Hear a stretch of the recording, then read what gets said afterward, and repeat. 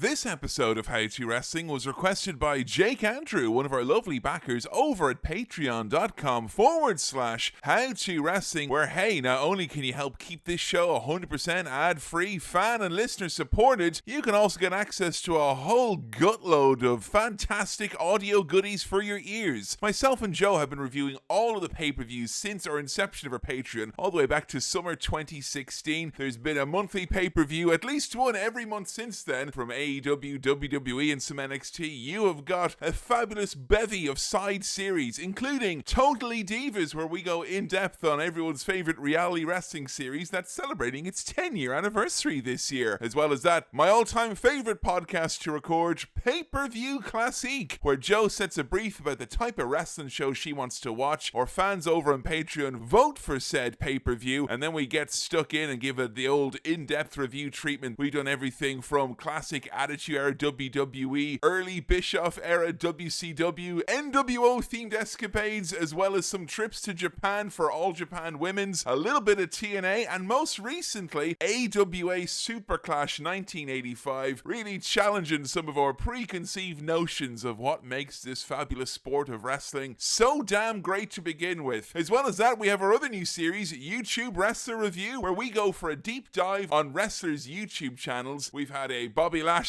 episode, a Ryback episode, and a secret John Cena cooking channel episode so far, and all of them have been absolutely not as advertised. More of that, and as always, at least 2 new pieces of content a month available at patreon.com/How To Wrestling, a mere $5 a month. Get yourself access to all that content and the ever-growing library over at the Patreon. But for now, settle in, grab yourself a nice cold kendo stick, and it's time to enjoy the extreme life and times of the innovator of violence. It's How To Tommy Dreamer.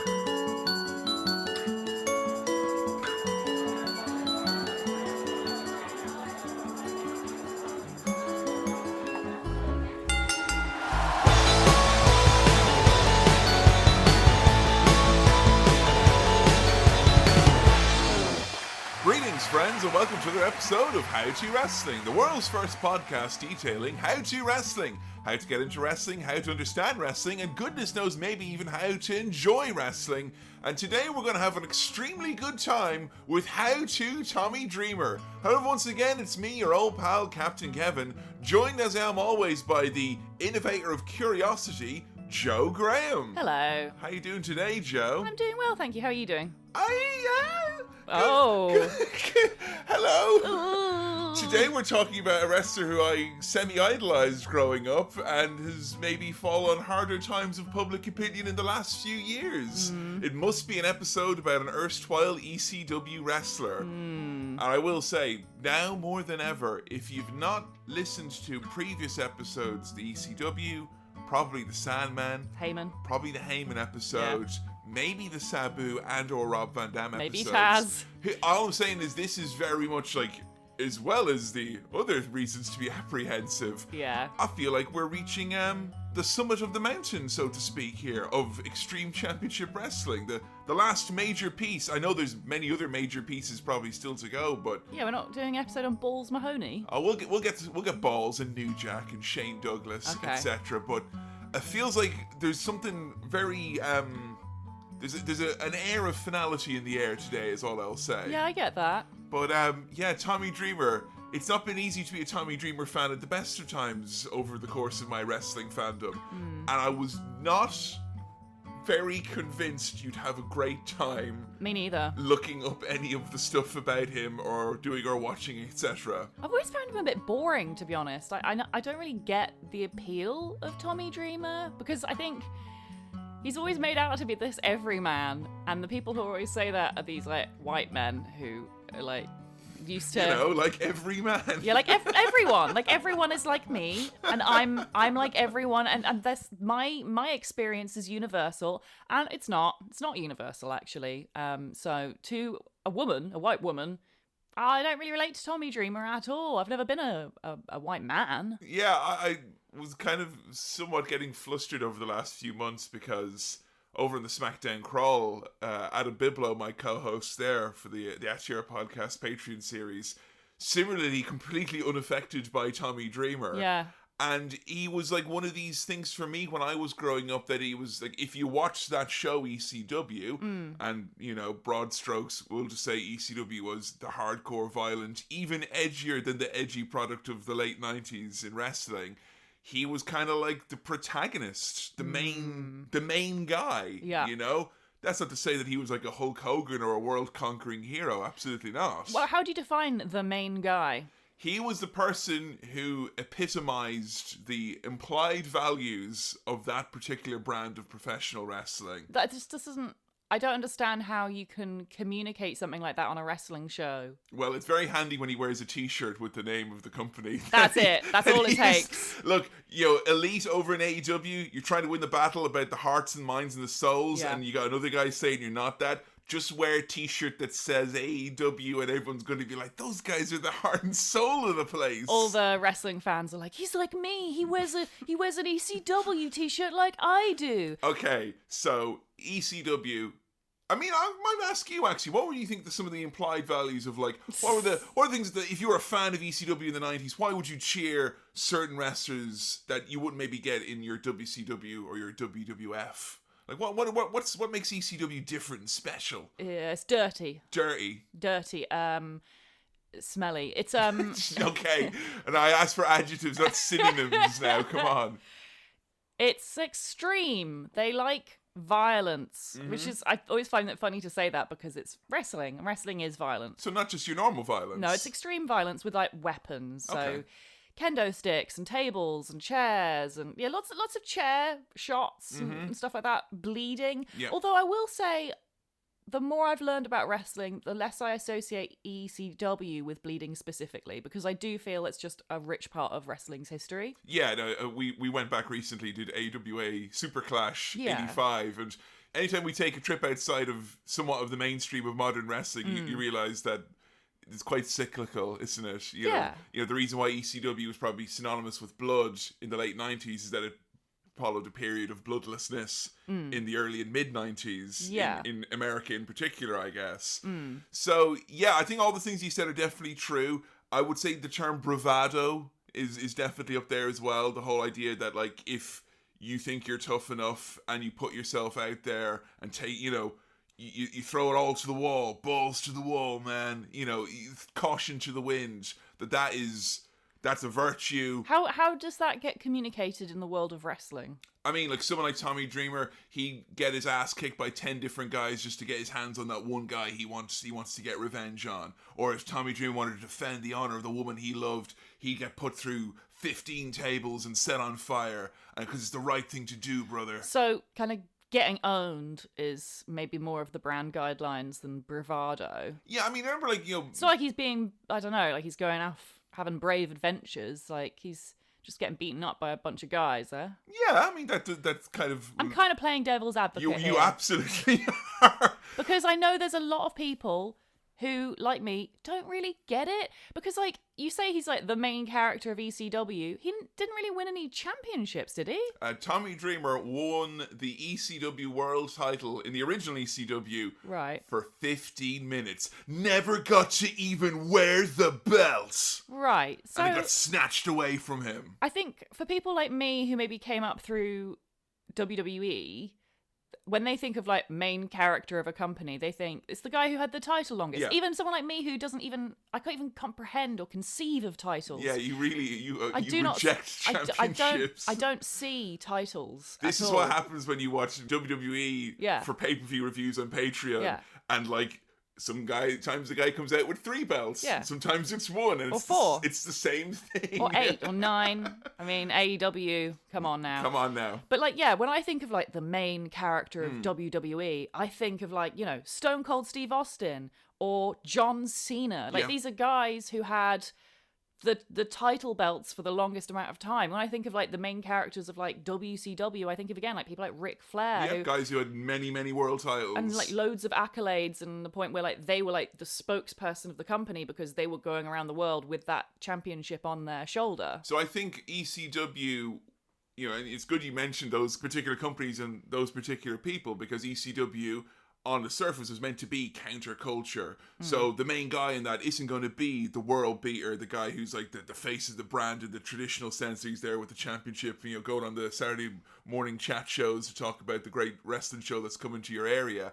Instead, he's meant to be that self-insert protagonist for the fans who are watching, where they're like, God, the world's always getting me down, I'm always being beaten up at school. I'm just, beaten to the punch, but people respect me still. Because even though I come up on the short end of things, they know my heart's in the right place and I stand for what's good and true. Right, but what is that? What does ECW consider good and true, out of interest? Having a good time. Okay. Being appreciated by fans for being hardcore. How does that relate to a fan? I mean, so a fan will be like, I appreciate Tommy Dreamer. No. He may not have the win-loss record, but he will do things to his body. That's not what I'm saying. To entertain me. We're talking about how fans would look at Tommy Dreamer and be like, he's like me. Okay. If we're saying he, wins the respect of fans, how is a fan going to be able to relate to that? Okay, fair enough. All right. But in terms of how can they relate to Tommy Dreamer, it's because he's a guy who was like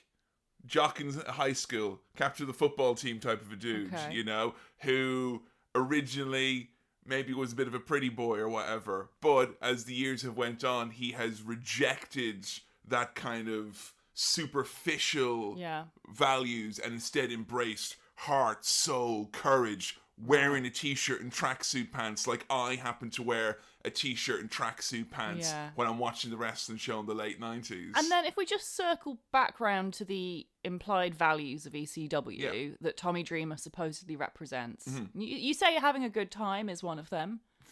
Well, what else though? Okay, again, I want to look at specifically the ways in which a person like you or an audience member, a fan, would go, yeah, he's like me. Okay. These are my values. I wouldn't have watched the Tommy Dreamer back in those days and said he is like me. It'd be more like he is like I would like to be seen or perceived. Fair. Which is he's downtrodden. He is rejected.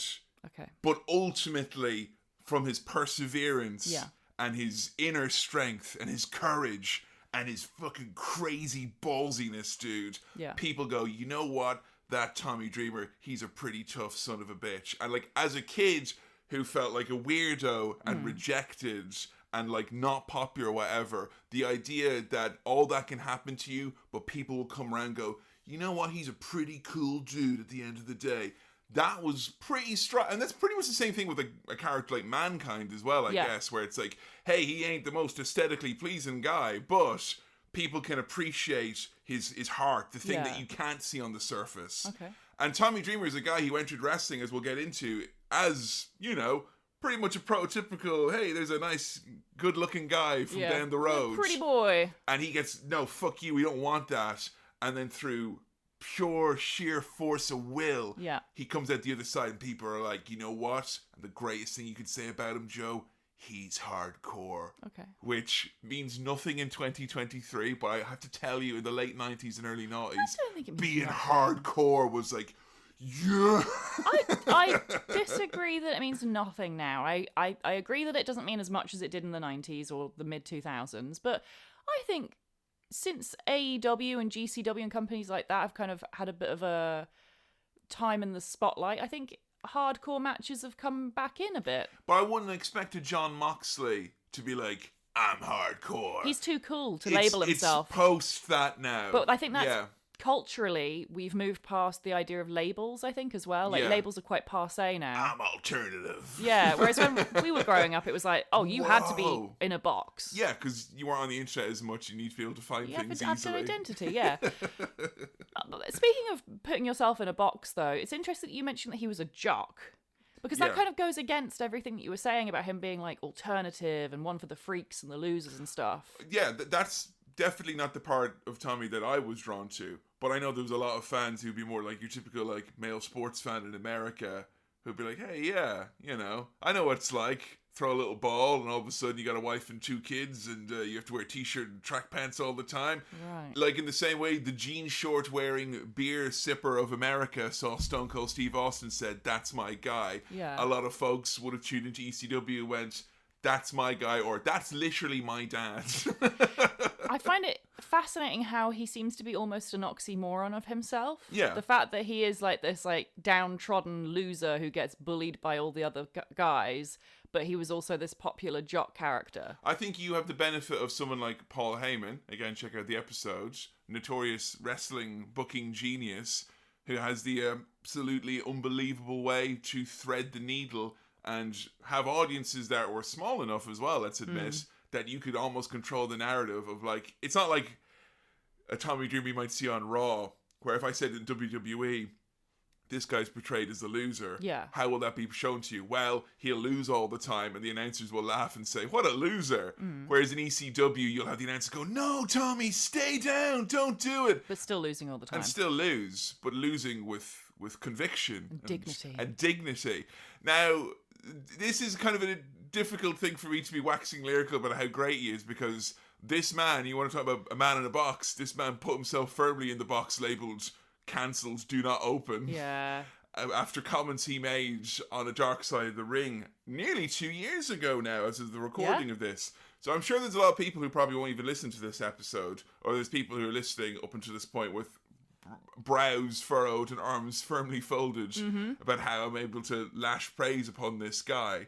I'm trying to, in my own way, thread the needle of explaining what my fandom was. Exactly. Versus where he's at now, because I don't think I've seen a rapid depletion of goodwill for a guy who, generally speaking, people are like, he always seemed like a pretty good guy. Yeah. To now it's like, he always seemed like a piece of shit, this guy.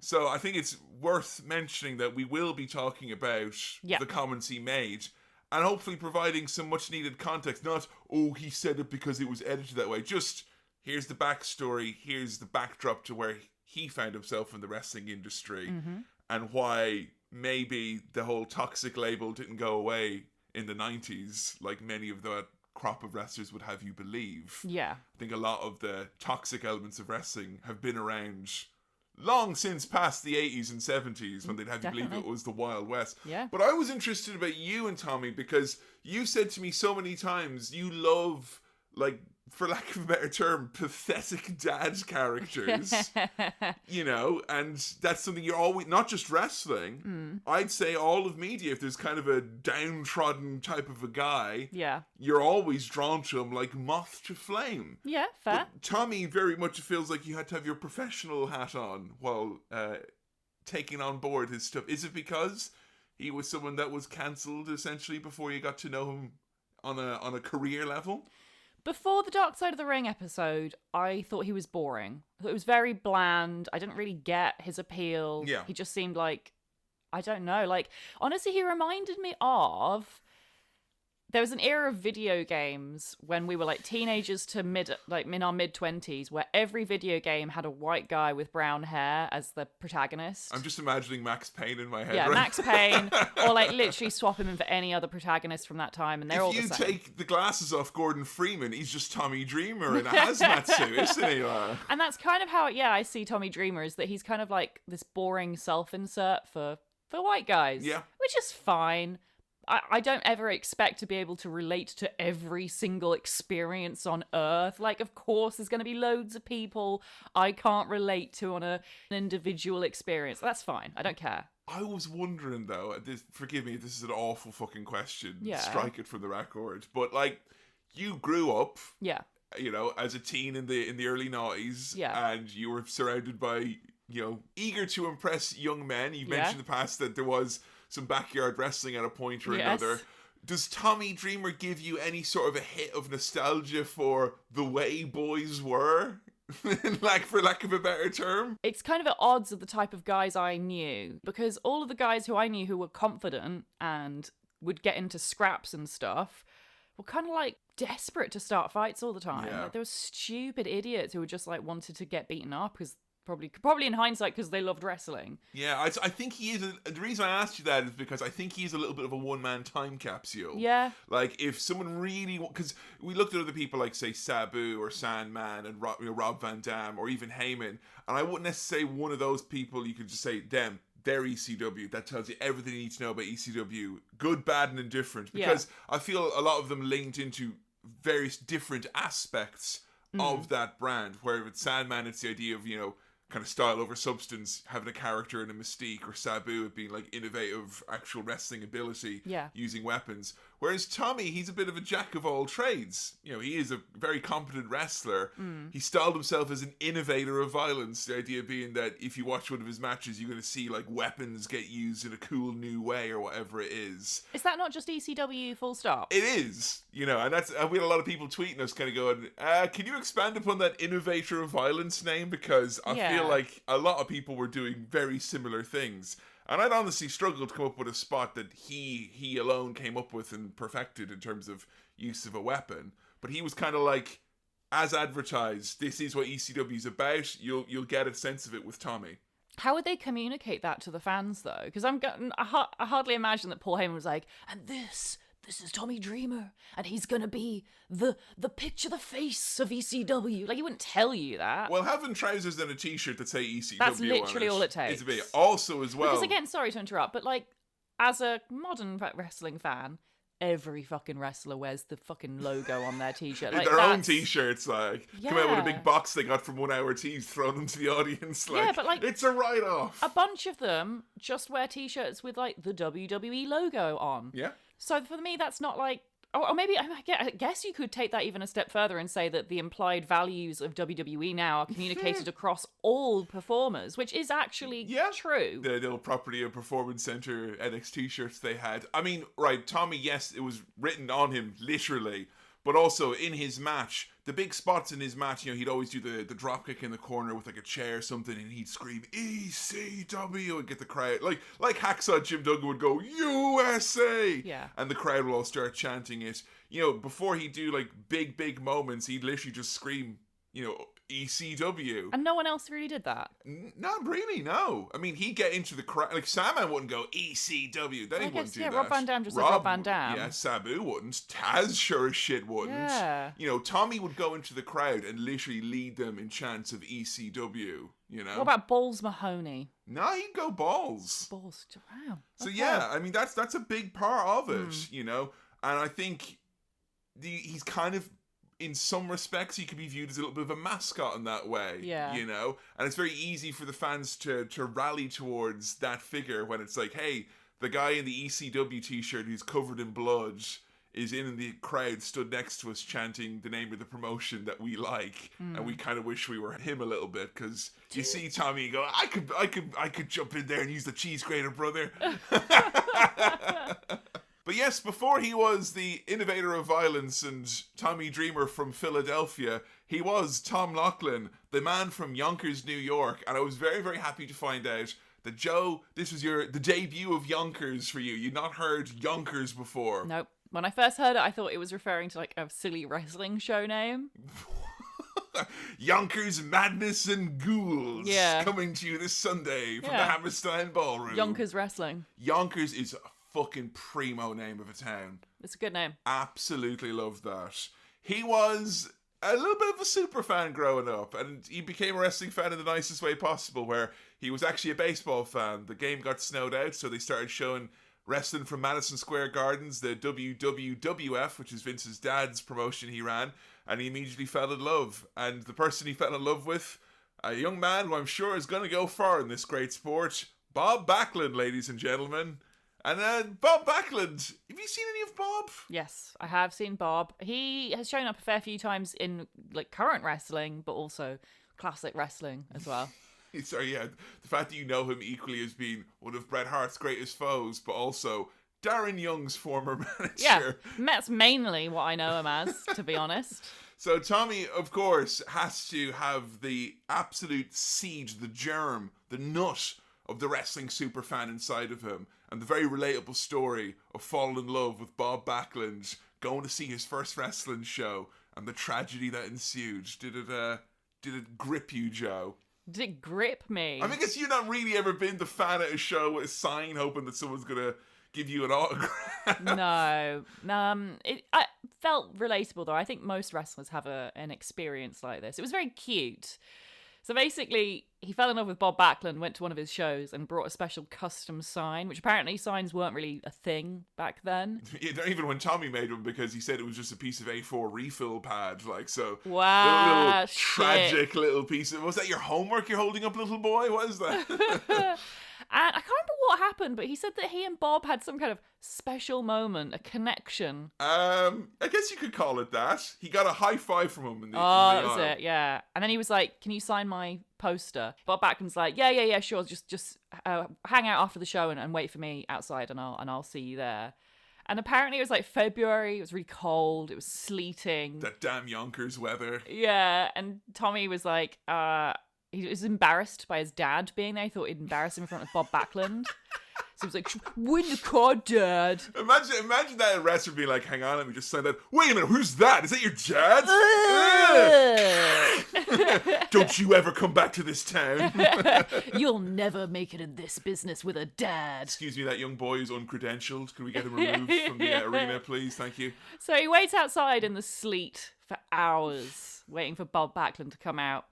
And he finally does. And he's like, hey, can I have you sign my sign? And Bob Backlund's like, catch you next time, buddy. And he's like, "No, but we had that moment and you said you'd sign it and I've been waiting for hours." And he's like, "Next time. See ya." Tommy Dreamer, he didn't even get the autograph from Bob Backlund. 10 hours in snow, ice, and sleet. He waited miserably with a tear in his eye. It's just this like tragedy, like. Yeah. And he told a story in this retrospective we found of his career that the Fight Network did, and he's like, "Oh, it was okay though because 30 years later I told Bob the story and he sent me an autographed picture in the mail." I'm like, once he found out who I was. That's like worse. Yeah, that's you made an way worse. old man feel sad. That's Yeah. worse than a young boy feeling sad, is it? I don't know. That don't make me think about that. But yeah, apparently he hated Bob Backlund then. And it was like, he went from like one extreme to the other because apparently he was obsessed with Bob Backlund before this event. And then afterwards he was like, absolutely despised him. He started watching, out of spite, other wrestling from other territories. Ooh. That's what you did, Bob Backlund. You killed the town. And he starts watching Florida Championship Wrestling. And the guy who absolutely draws him in, makes his eyes glued to the screen, is the American Dream, Dusty Rhodes. He says, "I saw God on earth" when he described seeing Dusty for the first time. Can you get it? You've done the Dusty episode. Yeah. Can you get into that mindset of someone seeing Dusty Rhodes and thinking, "That's God, Daddy"? Yeah, I can kind of see it. I feel Tommy's at a level of super fandom that like even I can't understand.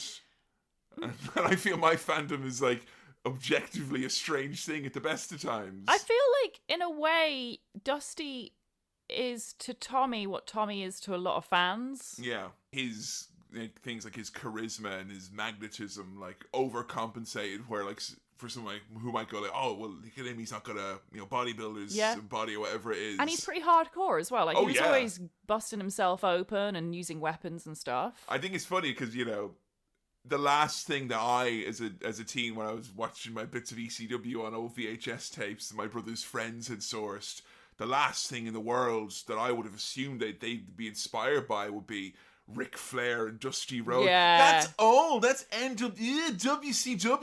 Old and for babies. Yeah. And it's like, you want to talk about hardcore back in the 70s and the 80s. It was Dusty Rhodes. It was Terry Funk. It was Ric Flair. We've done episodes on them all. And those lads bled buckets long before it was edgy to do so. And I think it's really, the shared vision I think that Heyman and Dreamer had. I think a lot of that is channeled through their love of Dusty Rhodes. Yeah. That's a huge part of it. So his early days in the business, this handsome young fella from Yonkers wants to make a debut, wants to get involved in the wrestling business, but there is no real obvious way to do it. Yeah. He goes to like a casting call for like wrestlers. He sees an advert in a newspaper for tough guys. Yeah, and it's for a movie. It's casting for a movie, and he's like, I don't know how old he is at this point, but the fact that he's like, yeah, that's me. I'm a tough guy. I'm a tough guy. Or I can pretend to be at least. Yeah, so he goes up to this casting call, and among the tough guys there was a wrestler that he recognized. Yeah, Rocky Johnson. That's The Rock's dad. That's Rock's dad, right. And so he asks him for advice on, like, how do I become a wrestler? Because it wasn't something that was like, there wasn't really information about it. It was, especially back then when it was like kind of the kayfabe side was completely secretive. This and is pre-information age as well. Yeah. I always think of Bubba Ray Dudley, telling the story where he literally rang up WWF and he was like, hello, I'd like to be a wrestler. Like, okay, well, you have to like make a tape and get trained, all right? Okay. And is it real? I can't tell you, sweet. Do you have your parents' permission to make this call? You need your parents' permission to become a wrestler now. You know that, okay? And that's something I wish more wrestlers would talk about when they first get into the business, is at what point they found out it was real or fake. Yeah. And he doesn't really talk about that here. So I'm guessing he kind of figured it out quite soon. Well, he gets trained by... He gets sent over to a lad called Johnny Rods, who would have been like a guy... He's trained a whole bunch of names from the kind of New York or the greater New York area, like the Dudleys, like Taz, for instance. So he's like... Johnny Rods is a really, really well-known, respected name. Right. But this is like 88, 89 when he would have been trained and debuted. And I think at that point, you would know, because this is after Vince McMahon has, done his expansion and basically said on TV, hey, it's wink, wink, it's a show. Right. So I don't think he's part of that era where, like a Roddy Piper, where it's like, I'm wrestling my first match. Yeah. I hope, is it real? I don't know. Hope I don't die. I'll find out maybe at some point in the next year or so. But I do believe that Tommy is definitely part of that generation, the one kind of between the modern guys, or the modern sensibilities, and the old style, shh, don't tell anyone or I'll stab you. If you got your knife in your boot to stab someone if you tell them by mistake. Oh, no, don't worry, I've got my gun. Good. That's all very, very good. He's in between those eras. The era that kind of looks up to that nail in the boot time, where it's like, I want to keep it quiet and keep it secret to earn the respect of the people who inspired me. And I feel like that's somewhat heart's in the right place. And I think in retrospect, those people have ended up coming across in modern times as more dinosaur-like than the people they were idolizing. Right. I find that the people with the most dinosaur opinions often in wrestling now are the guys kind of from the 80s and 90s, not the guys from the 70s or 60s were back in the day. But yeah, I was wondering if that kind of level of secrecy in your mind, is that a good thing or a bad thing? Like, should it be super hard to actually find out how to get into the secret club of wrestling? No, I think there's a difference between going around and being like, hey, we're doing, wrestling classes and you'll learn how to choreograph a match. Like, maybe that's the stuff that should be kept a bit more secretive until you're in the business. But like, I think, how to become a wrestler, I feel should be left kind of ambiguous, because there's, amateur wrestling, which is real. Yeah. Like, it's genuine.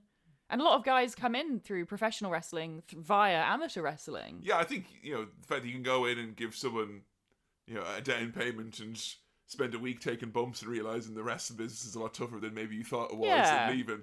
You don't have to give them all the fucking secret. I think there can be tiers to it. Definitely, yeah. You can maybe keep some of the great inner levels of psychology. Because, I've been watching wrestling for nearly fucking over 25 years. And, even I know there's stuff that I don't know, but also there's stuff I don't want to know. Yeah. Like, I hear, like, the real minute details of certain spots and stuff these days. I'm like, I don't know if I found out the other day about, Taz when he went through the ring with Bam Bam Bigelow. Oh, yeah. Exactly how they did that. Oh, right, with the trapdoor. They had a trapdoor and a piece of tape. And I'm like, that's great, but I kind of rather just stupidly, like an idiot, being like, yeah, then Bammer put him through the ring, brother. Oh, I'm the opposite. I love to know all the secrets. I mean, I'm not gonna lie, when I do find out, it's kind of like, ooh, secret forbidden knowledge. But I agree that it's not like something you should just be giving away, because it's going to ruin the magic for a lot of people. Yeah.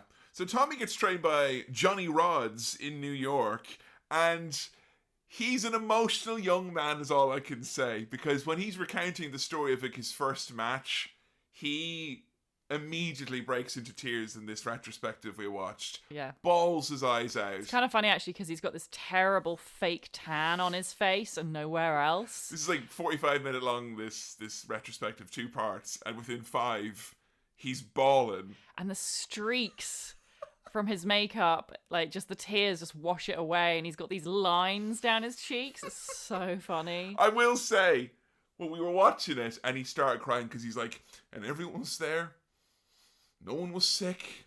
And they all came. And so, you know what? We've rarely heard stories about, like, wrestlers' families actually showing up. I forget who it was. There was someone, I think it was Edge or someone. They're like, yeah, my mum, like, never saw me wrestle until, like, Aww. you know, way, way, way down the line. Yeah. And, like, Tommy just be like, my whole extended family. Like 50 people they're showed up to his all first there. match. And you were... I don't mean to always be screen watching, you know, when what's here, but you were, like, really taken in by sweet Tommy tearing up talking about this, and I was like, well, I hope she feels this way the 20th time she sees him cry, because I don't know if you know, as Tommy can access those tears like that.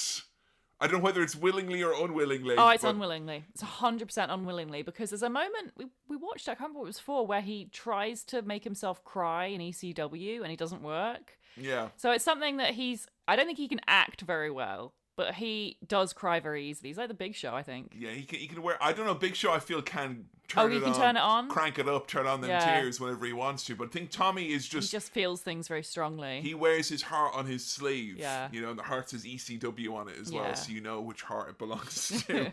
So in the early 90s, where he was working as, and I quote, a prototypical jacked up Guido babyface... We've heard this before, though. You know, guys who kind of make their name on the indies by having someone they do matches with. And it's like, hey, you don't just book me, you book me and the other guy. We'll go to your show. We'll do the little match, you know. And it's him and Taz. And there's something about seeing these pictures and these clips of young Tommy Dreamer, who's wearing these goofy fucking suspenders with his sparkly jacket and his winning smile, and the Tasmaniac. It's like a lifetime away from what you know these guys to be, I guess. What do you think to the young, jacked up Guido babyface Tommy Dreamer? He's not what I would consider a Guido. I feel the definition must have changed in my lifetime, because when I think of Guido, I think of like Jersey Shore, yeah.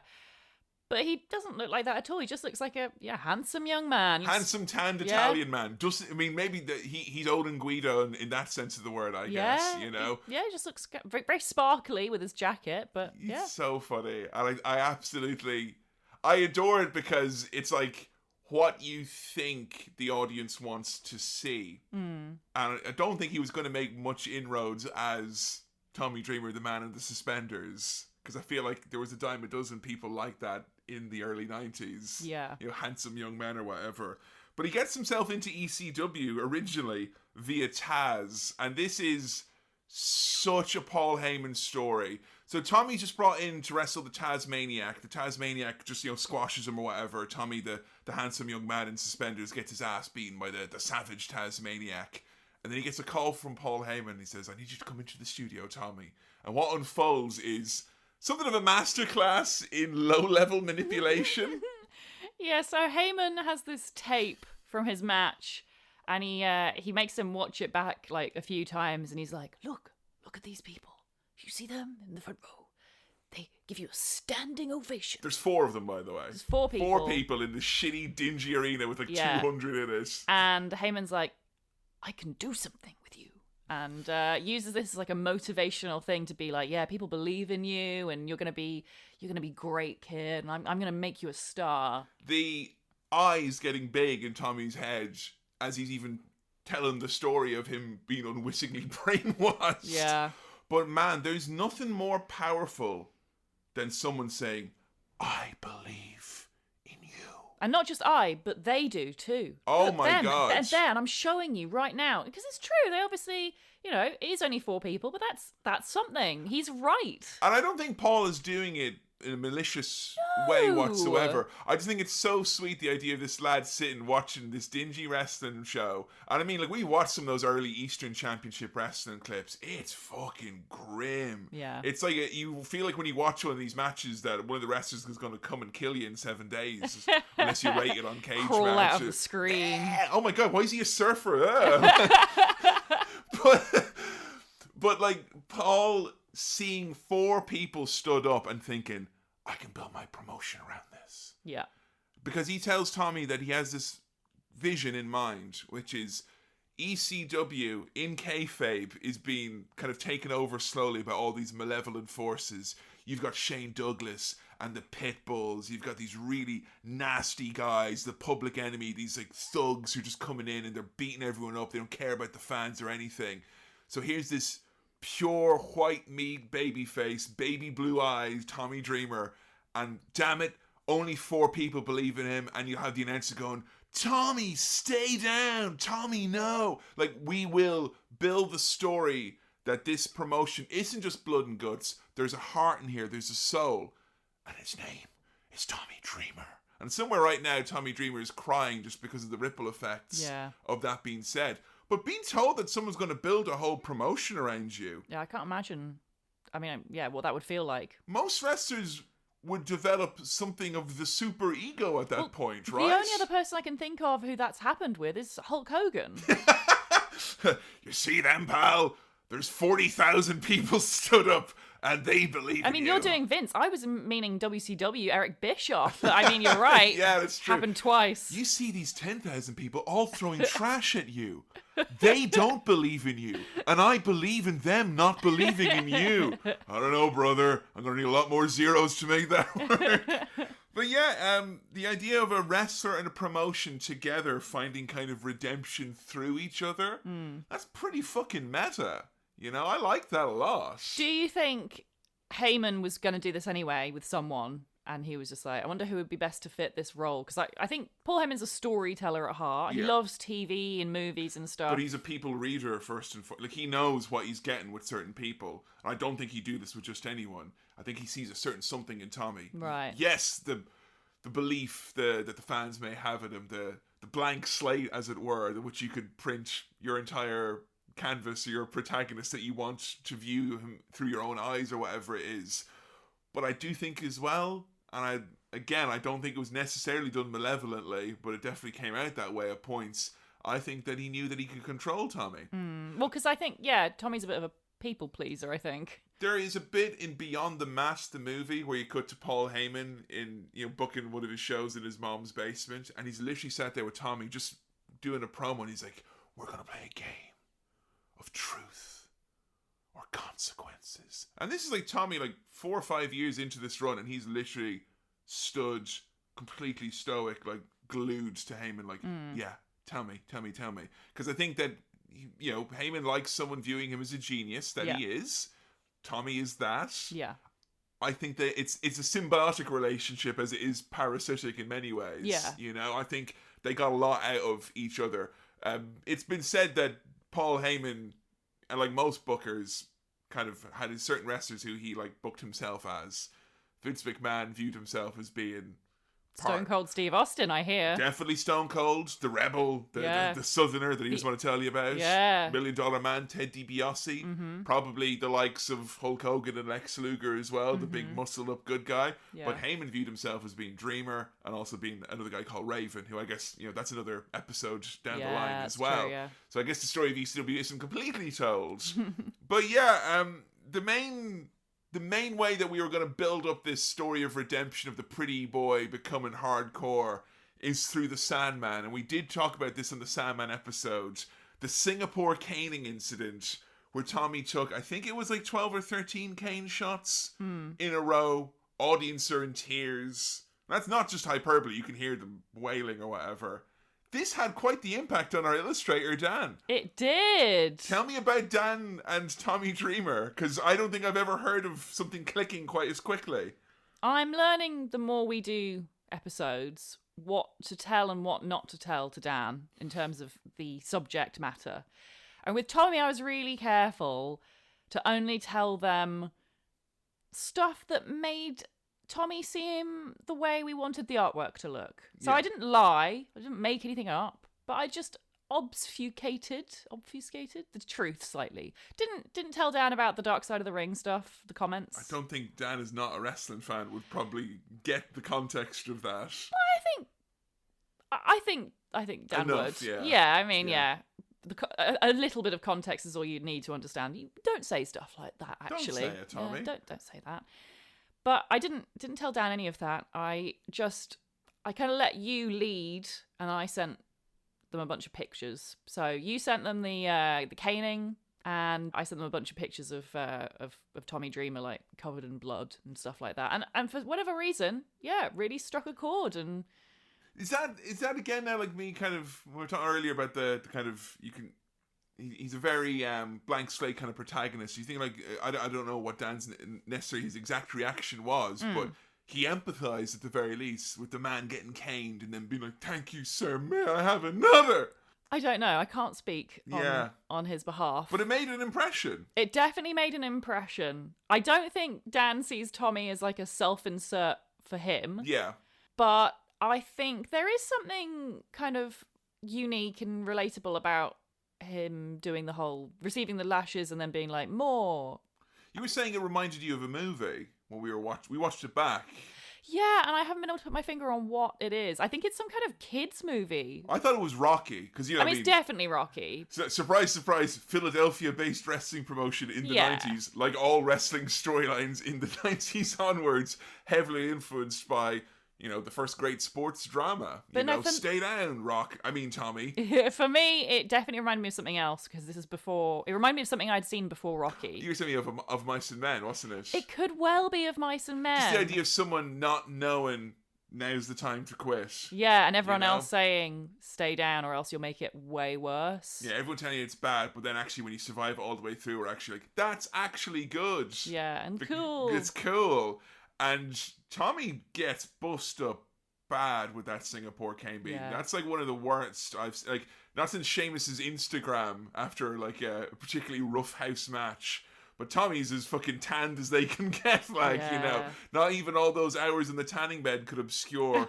Like his back is bleeding. There's a point when he gets hit with the stick. He gets hit in the ear and it gets wrapped around and smacks him in the lip. Yeah. He said in this little doc that we watched about the how they gimmick the Singapore cane. I didn't know this. No, I didn't know this either. They cut. There's like wires that tie the bamboo together. Yeah. And you can tighten and untighten it. Tighten them, or you can cut them. Yeah. So if they're all tightened up and they're all there, it doesn't hurt. No, it hurts. Oh, it hurts loads more. Right. When you loosen it or get rid of some of the wires. I thought he said it was the other way around because he said when you hit someone with a kendo stick, the bamboos kind of opens up. Doesn't it? No, they close and they pinch you. Yeah. That's what he was. I thought that's what he was saying, so that you can tighten it a bit, but you don't want to tighten it too much because then it just becomes like a piece of wood, basically. Yeah, I think this was basically the days before they knew how to safely gimmick the Singapore cane that they saw about in the news. Yeah, and maybe they didn't want to as well. Yeah. I mean, yeah, definitely. This was one of those, it looks better to kind of lay it in and it be too much. You got the welts and stuff. Although there is literally a point where he goes, dude, that's enough. Like where he's like, stop. Which is a far cry from the story in the original ECW documentary WWE did, where he was like, and then adrenaline kicked in. I was like, it didn't matter what you do, man. You could hit me 1,000 times. It doesn't matter. I literally like shot fortune and he's like, brothers, like, grabs him like, stop. Like, stop. That's you have enough. To stop. Someone's like, I'm sorry. I got carried away, Tommy. I'm sorry. So this is the point where, in his mind and in Paul's mind, the fans accept him. And you literally have the announcer going, he's hardcore. Say what you will about him. He's hardcore. So even though he's lost a match that meant that he had to be caned, the fact that he took that shit and he fucking... I mean, I always thought an English person, stiff upper lip being your country's motto, you'd understand the apparent inherent value of taking a load of shit and just smiling and bearing it. Yeah, that's... part of it's in our national anthem, I think. I think perhaps it is something that a younger generation might struggle to see the immediate drama or value in. How so? Because this whole kind of, you gotta like to eat the taste of shit and eat plates and plates and plates of it and get hit over and over and over again. Yeah. No matter how hard you get hit, you just keep getting hit hard and accept it because that's life. Yeah, I think these days the younger generations are aware that that's not necessary. And they're like, well, why would I put up with that when you shouldn't be doing it in the first place? Like, grow up, basically. Yeah. Stop beating everyone. So there is a long-term vision with Tommy Dreamer, and now that he's hardcore, it involves a 3-year-long feud with a man who'll be known as his arch rival. A man who Tommy claims his rivalry with is on par with Stone Cold versus Vince McMahon. It was Raven. Now, Raven is absolutely one of my all-time faves. A very cerebral, mysterious, angsty character. Yeah. I was wondering what you thought of this storyline with regards to the two friends at camp. It's a nice kind of idea when you say it like that. Yeah. Oh, two kids at camp, that's nice and sweet. Unexpectedly sweet at ECW, actually. That must be something we're not mentioning here. Like maybe some horrible cruelty towards young girls, perhaps? What is right is that back in the day in kayfabe, Tommy and Raven were both at camp, and Tommy was the jock, and Raven was the kind of slight oddball misfit, stoner outcast, and he was coming back with all the freaks and geeks from Tommy's past like to fuck Seth him over. Rogen and stuff, yeah. James Franco. Oh, come on, they'd have fit right in. Yeah, I know, sharing war stories. They try to cancel me too, brother. Yeah. But yeah, you bring in characters like the Blue Meanie and Stevie Richards, these, the crazy creeps, who would eat worms from camp. And also, there was the fat girl who had the crush on you, Tommy, that you made fun of. Is a girl, and she's fat. But not anymore. She's the penthouse play pet of the month, Beulah McGillicuddy. Wow, God. Take that, Tommy. Oh, wow. So Tommy beats her up. There's a lot. I will say that with almost all of Tommy's feuds during ECW, old and new, and it was a big thing that they did in ECW where it was like, you gotta pile drive the woman, Tommy. You gotta get that woman up, pile drive her until her skirt falls down, you can see her underwear, and the fans go fucking crazy for, he hit a woman. Like, we're at the point in 2023 where I do remember when Baron Corbin did the End of Days on Becky. Yeah, it was awesome. I remember you were very outspoken on our pay-per-view review and on Twitter about hey, this is a good thing. You could actually have the guys and girls mix it up or whatever. Yeah, it's showing that you consider them equals. Whereas ECW is this weird thing where it's like, oh yeah, the men will hit the women, but for the kind of the comedy pop, like Bobby Heenan's been sent to the back because he's been caught with a hammer. Beulah has been pile driven onto a chair because she's a woman who scorned Tommy. It's not like a serious thing. It's it's a silly thing almost, or an over the top ballsy bravado thing, which kind of leads me back around to this whole thing of people identifying and relating to Tommy, because you mentioned bravado earlier on as being the core values of Tommy and ECW, but it's well, only in ECW had they the balls to put women through tables, dude. Well, that's it. As a woman, it kind of concerns me then that the thought of a lot of men were looking at Tommy Dreamer, who is, let's be clear, booked as a babyface throughout this. And the most purest of pure, I'm for you guys in the audience, babyface. I'm putting this woman through a table for you, because I'm a good guy. I'm a good guy. It's been decent that clear. Dude. And people were watching that and going, yeah, I'm like him. I can't wait to be I'm going to be like him when I grow up. I'm going to put women through tables. I'm going to hit women. I'm going to abuse women. Yeah, cool. Yeah, it's definitely part of the ECW canon that is really fucked. Yep. And Tommy is, Tommy and Sandman would almost always cane some lady or whatever it was, but I think in terms of chief offender number one, Tommy was the guy.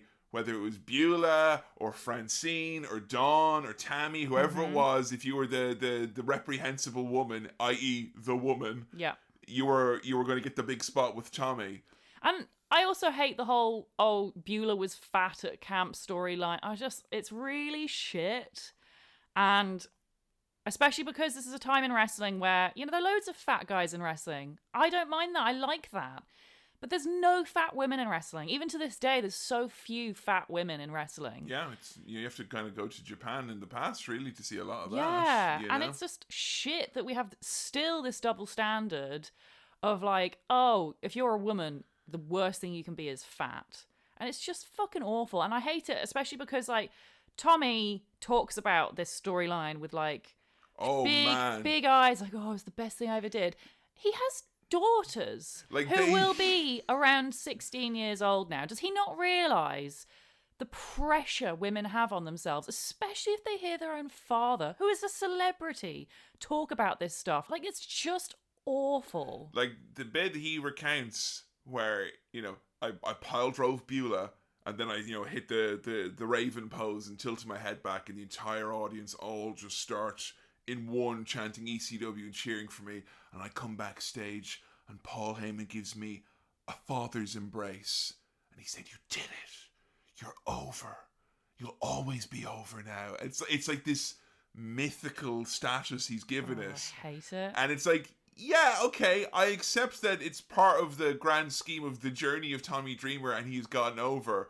But let's not deny the fact that it was a room of like 500 lads going, "Fuck yes," someone finally hit that woman. Like, it is like a really gross. I hate that, like, if you're a girl watching ECW at the time, like, okay, boys get this self-insert character of Tommy Dreamer, the cool hero who always gets back up on his feet when he's knocked down, idolizing this guy hitting women. And what do women have to look up to? No one. Well, it ain't for the women, apparently, this ECW show. Because God forbid if you're a fat woman watching this. I mean, yeah, this is probably the show where there is an expectation bordering on a demand that you not be a woman if you watch it. No, because if you're a woman, I'll fucking hit you. Yeah, it's funny because it's like, compare that to like some of the other, we watch like a wrestling show from the 80s. And there'll be like the Dreamboat tag teams that are in there for the ladies. Like, there's very much like this act is for the women and the men as well. But none of the acts that are for the women are exclusionary. You know, like Kerry Von Erich is for the women in many respects of the shows he's on, but it's for the guys as well. And the other thing that bothers me is because, as you say, you could kind of compare it to End of Days with Becky Lynch. But I think a big difference with ECW at this time is that the women were not booked as wrestlers. Not to say there weren't wrestlers. We did have wrestlers. Yeah. Luna Vachon was wrestling in ECW. Jazz was as well, yeah. They were booked as legitimate fighters. But the women who were always put through tables weren't wrestlers. Yes, generally they were ex-strippers. Yeah, the valets. Who had the only fights they were ever involved in are disgusting, fetishized, literally they're called cat fights, where they're just scratching each other and tearing each other's clothes off. I wouldn't mind if someone like Luna was being put through a table, because she's a fucking wrestler. She can handle it. She'd probably put someone else through a table at that some she'll point, put you through a table. Doing it to like Beulah, who's like, I don't know what her career was before she got into wrestling, but I doubt she was a wrestler. Well, she was a Penthouse. She was an a model. Model, yeah. There's hardly any idea that she can fight back, and I think that's part of the whole like, that's why we like it, boys. Well, I think Paul Heyman's genius, in inverted commas, is as much as his ability to be the finger on the pulse. Yeah. I'm not excusing No, it. I totally get what you mean. You turn onto any other channel at the time, yeah. Reality TV wasn't a thing, but there was an absolute thick vein of anti-woman, often violent, like Jerry Springer, you would see it. And it continued way past the 90s. Well past its sell-by date. Yeah. But that was like, and I think it's interesting that you mentioned people like Luna or whatever, because Heyman was presenting the audience as niche could be in terms of a wrestling audience, but he presented them all these different things and the things that they popped for and reacted for. It wasn't like, hey, Luna's gonna have a match with like a Stevie Richards and show you that a woman can be tough in a wrestling ring. Yeah, they cheer for it, but they'll fucking explode if Francine goes through a table. Yeah. Oh my god, they'll explode if Dawn Marie gets pile driven and her trousers fall down or whatever it is. Yeah. And he was like a snake eating its own tail. Yeah, he was giving the fans what they want. What they wanted, like. And I think, it is fortunate that ECW has got so many barriers to entry to watching it in situ because of the copyright issues. And I mean, heck, a lot of the shows and the clips I wanted to show you were very hard to find on the network because stuff is missing from there. And I think it's probably for the best for ECW's standing in the minds of modern fans, because I think if people really went back and properly looked through... See, I disagree. I think it's really important to acknowledge what they did wrong. Oh, no, I'm not saying it's not important to acknowledge. I'm just saying that, like, if fans went back and you really watched it all, as opposed to just the memories you have in your head, you probably end up feeling a bit queasy, even if you don't think it's a big deal, because it's relentless. That's why I don't think it's good that you can't find this stuff easily anymore, because then you get people like Tommy Dreamer telling you the story of say, how it was. Oh, yeah, it was amazing, it was great, it was the golden years, and, it's really best hard. Time of my life, man. Really hard to prove them wrong when the clips aren't easily accessible anymore. Oh, you had to be there. Yeah. How convenient. Sorry, ladies, you had to be there and be a man. So, Tommy and Beulah do get linked up together on screen. And like all great power couples in wrestling, it begins... It started with a kiss. Never thought it would end like this. It starts with them being paired together on camera, because they do the whole thing where Of course, Beulah's brought in to be like Raven's girl, and then Raven starts being hurtful and abusive to Beulah, and then Tommy comes out to save her because Tommy's a good dude, and even though she was the fat girl from camp who conspired to ruin his life, he's going to save her anyway. But then they become a real life couple as well. I don't really get what's in it for her. I mean, you have spent quite a bit of time, and I really appreciate you doing this, because Lord knows I didn't think to do it, of looking into the history of Beulah and Tommy. All I know is that they got together very early on. Yeah. They've been together ever since. They're still together, I think. They are still together, yeah. The last I saw Beulah was when they brought Tommy back. They did the ECW relaunch in 2006. She was part of Dreamer and Funk's team against Edge, Mick Foley, and Lita. Right. And I thought it was like really cool. They're like, hey, like she's a mom and she's coming out to kick some ass and stand by Tommy. They always do cute stuff like they'll do DDTs together, and you have the announcer being like, oh, I always wish my wife would do a DDT with me. And there is an inescapable cuteness to it. Yeah. Because in spite of its grim beginnings, they definitely had chemistry together on screen. I should also point out the probably earliest you heard of Beulah was on our Dudley Boys episode where they were talking about how they broke her neck with such severity she didn't know whether to perspirate, ejaculate, or what. You know. You get the idea. You get the idea. But you had a little look into Tommy and Beulah. What did you find, my dear? So, first of all, I wanted to find out how they met. And they met at a hotel lobby where they were staying at for an ECW show. Aha. He says in his words, me being Tommy Dreamer, I checked her out. Nice. But then he decided, she's not that bad, but, not great. I can do better because I'm Tommy Dreamer. Nice. So I don't know if you've seen, but I'm an average-looking white guy. Nice. So I can pretty much get whatever babe I want. Yeah, not this run-of-the-mill supermodel. Yeah. Not this Ugh. penthouse playmate of the month. Yeah. They don't just hand that title out, Tommy. Yeah. And apparently they then met briefly. They didn't care much for each other. It's not that they hated each other or anything. They just didn't really... Ships passing in the night. They didn't really get on that much. Didn't have anything in common. And then, as you say, they hooked up on screen for the part of a storyline. And apparently got together straight away. I think there is something intangible about performing with someone. Yeah. And it's like I met Joe on this podcast. I never knew. I never met you before. You had a thing on OkCupid saying looking for a co-host. Yeah, that's strictly it's the new OkCupid where you just look for podcast co-hosts. Yeah. But I do think like performing together. I mean, I certainly think that you and I doing a podcast brought us closer together. Yes, 100%. I think we were probably going to become closer together anyway. Yeah. Listener, I married her. Aww.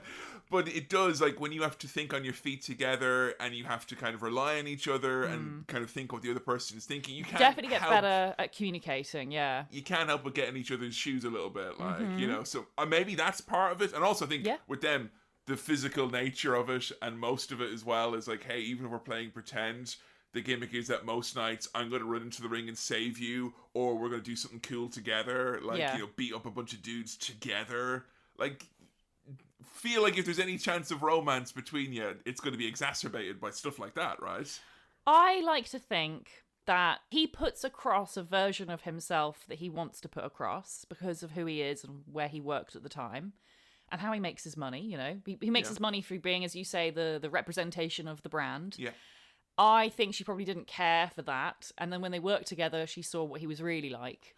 And then was like, oh, he's actually quite a sweet guy. And probably quite creative. Yeah. There's lots of other things that you will see that you probably don't see as the tough wrestler from the wrestling show just comes to the after party cracking his knuckles being like, what are we doing, boys? Yeah. You're probably going to see more of what's good about him when he's doing the thing that he is passionate about. Yeah, or even when you take him out of that situation, away from the other boys, especially in ECW where they're all terrible influences. More on that in a bit. I think on the whole, she probably saw a lot of good in him. Yeah. And saw the potential.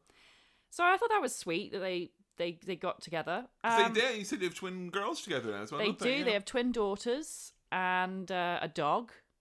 And it's interesting him talking about his daughters because he says in this retrospective, he's like, he calls having twin daughters karma for his actions earlier in his life. And he tries to explain himself. He's like, because it's karma because, I didn't take drugs, I didn't drink, but I And then he cuts himself off and starts talking about something completely different. He's literally midway through that Bret Hart, my vice was... Yeah, and then we never find out what it was. Yeah. I have a feeling it was girls, and that he liked to have sex with many women. Or, as he has spoken about on Stone Cold Steve Austin's podcast, watching other wrestlers. Definitely liked that. Absolutely. But I guess he can still technically do that with a family. Yeah. You know, depends on the definitions of their agreement. Hey, it's whatever they're as long as both parties are happy and consenting adults, what does it matter, you know? So I always thought that he said that the karma line was kind of like, you know, because of all the women sexist stuff. The women I put through tables and pile drove over the years. But it is weird because he was saying like his daughters are at an age now where they can watch ECW, so he shows them this stuff. Yeah. And I just hope that when he shows them this stuff, he's like, look, like my parents, when they used to show me movies and things, like they showed me the Rocky Horror Picture Show and I was like 4, and they were like, yo. But yeah, they would literally pause it and show me frame by frame how it's all fake, like so I wouldn't get scared by anything, because I would see stuff and get scared really easily by like weird stuff. So they were like, look, it's fake, we'll explain it to you and then you won't be scared by it. And it worked a treat and definitely made me a weird, morbid person that I am today. See, I think probably the more likely thing is that his daughters don't give two shits about wrestling and think it's boring. Probably. Because I think he did say as much as that they are, like, they know about it. Yeah. Like, they don't care to watch. But it's definitely wishful thinking on my part that he would say any of that stuff to his daughters. But like, he's obviously proud of it and he's showing them anyway. So it's just, I don't know. Complicated stuff there. I don't know if it was me, I'd be a bit more in my head about whether or not I actually decide to even show that to my kids. Well, you can hide it, you know. It's part of who you are, whether or not they're interested. I mean... If you don't feel like you can explain it eloquently enough, though, maybe you shouldn't be showing it. And I think as well the idea that, you know, you as the adult are like, look, I'm the gatekeeper. Now you can find out this thing that you could have easily found out by using the supercomputer that's in your pocket since you were 10 years old. Yeah. So probably... they've done a lot of figuring themselves on that. Probably. I don't know. Can you imagine, like, it's just impossible for you to imagine, I guess, because you're not a girl. But, like, the thought of my dad doing something like that, and then me finding out about it, and that's how he treated women. That's the, even though I know it's fake, and they consented to receiving the pile driver. I was going to say, there's a lot of wrestlers who have got non-fake allegations about that type of a thing that wasn't for a wrestling storyline tapping into more feelings. on that in a bit. But yeah, I mean, with regards to him and Beulah, like, I know she stepped away from the kind of the spotlight in recent years. So has he talked much about her recently? Because I know you did a deep dive on his Twitter. I was very impressed at your findings. I did. I thought I'd look into actually her career, just do a brief overview of like how she got into wrestling and stuff. So she actually showed up originally in 1988 in Stampede Wrestling, the Hart Company Foundation. Yeah. Oh my god. So she briefly worked in the dungeon, I believe, which is mad. Well, of course, that could mean any. Oh yeah. She met Bruce Hart once. Yeah, in the house. There was a cat there. Give me money. And she made a one-off appearance in Calgary as Brian Pillman's sister. I cannot believe this. And apparently she was actually dating Pillman at the time, and the reason they had of course. Yeah, the reason they had her be his sister is because like one of the Hearts was like, yeah, it'd be really funny if, because they're dating, like making brother and sister, it'd be really awkward. A true creepish mindset. Yeah. There. That is what, just because very ignorantly I assumed because she was someone affiliated in the adult entertainment industry and was brought into ECW, Heyman, like, you know, just found her literally found her in a magazine and said, let's get in touch with her. Well, the background in wrestling in Calgary, no less. Heyman didn't discover her through Calgary. So yeah, the stuff with Pillman, they had her appear in the crowd to be like harassed by the heels storyline so that Pillman could get over as a face by standing up for her. Wild. So yeah, pretty effective. But yeah, no, she actually got discovered by Heyman because she was working as a backup dancer for the singer Prince. What? Yeah. God almighty. Through Prince, she met this famous baseball player. His name is Ron Gant. It means nothing to me. I don't watch baseball. But he introduced her to his close personal friend, Raven. Oh.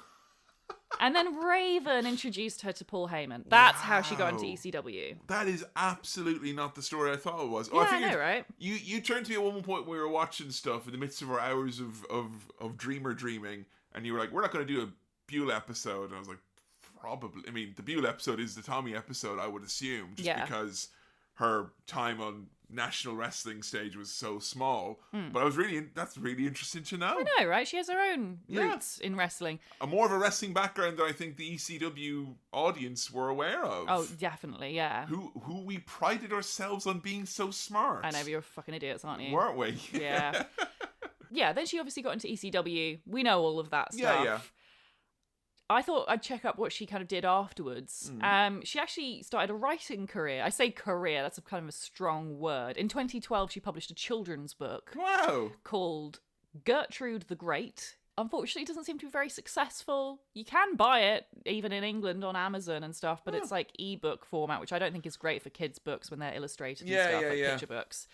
But I'm sure it's grand. The illustrator she got, I forget the name of her, but she's very accomplished. She's done loads of other children's books and stuff. So, it's probably grand. That's really cool. If you feel like, I know there's a lot of wrestlers who've written children's books. So if you are looking to expand your collection of obscure wrestler children's books. God, I need a special bibliotech special of all the children's books that have been written by wrestlers. Well, that's amazing. Wow. Yeah. A couple of things when I was going through his Twitter, I found that he did this podcast. I forget what it was called, like the Hardcore. House of Hardcore. House of Hardcore, based on his promotion that he ran in Philly, yeah. Right.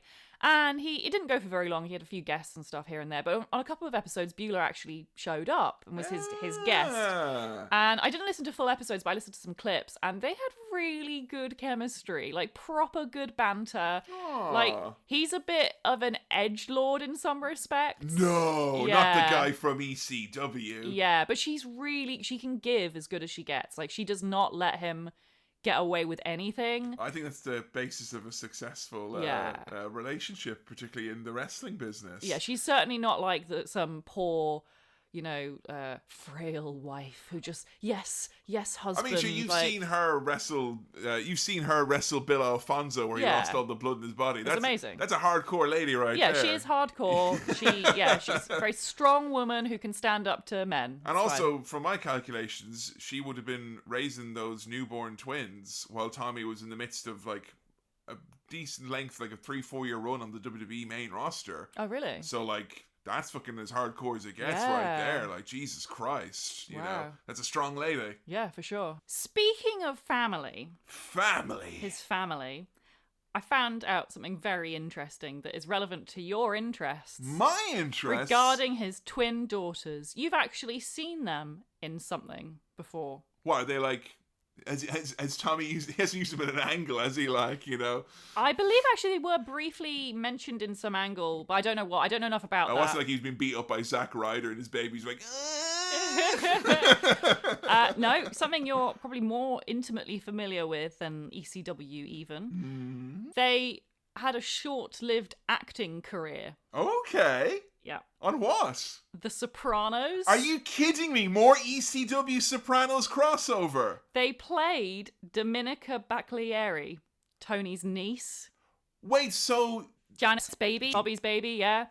Oh my god! They both played the baby. Yeah, because usually that's the way twins are always used, because you can only use babies for X amount of time. Oh my god! So when Tony's going, that's Tommy Dreamer's they're little girls. Tommies! Yeah. Their only IMDb page listing is that. Tommy, it turns out that our father is not you, it's someone else. What? It's Bobby Baglieri. Janet would make a great wrestling heel. Oh my yeah, she got big Vicky Guerrero yeah. vibes. Like, wow, Joe, that's amazing. First we have the Bada Bing, literally where we got Dawn Marie and so many other ECW women, and now Tommy Dreamer's kids are Bobby and Janice's That's amazing. Great. Wow, that's really interesting to know that. Thank you so much for the mini how-to Beulah in the middle of the Dreamer episode. No worries.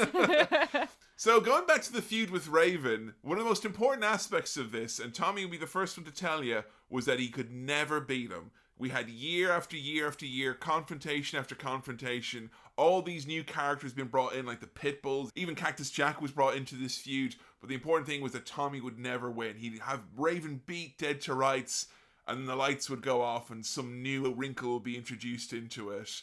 So when we finally come to the point in 1997 when Raven is actually now decided that he's going to leave the ECW for Pastures Green with Eric Bischoff's WCW. Oh, what? And a big money contract as well. What? That's so weird to me, the thought of him going to WCW. Oh man, I cannot wait for that episode, Joe. That's all I can say.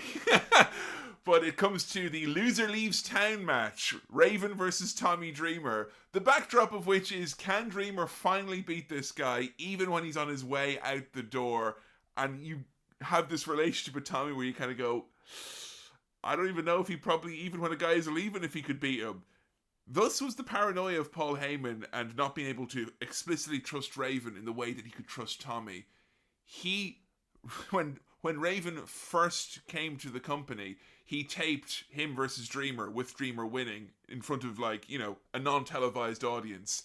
So that if Raven ever up and left in the middle of this epic years and years long feud, he would have footage of Raven losing in his back pocket that he could broadcast on their television show. I don't really understand what the point of that is. Like, what would that gain them to have that footage? So the audience could still get the happy ending of look, Tommy finally finished the story, he beat Raven. But that would have happened beforehand, right? Wouldn't it have been obviously beforehand? Yeah. Probably. That would have been really weird if you had to have been like, oh, look, see, ladies and gentlemen, this happened just now. Tommy looking really spry here tonight. Yeah. Also a different crowd, different building. Raven's, his hair is a different shade here. Very interesting that. I feel like it's one of those kind of old-timey promoter, just so you know, I've got a backup plan, and also I think this is during the time period where...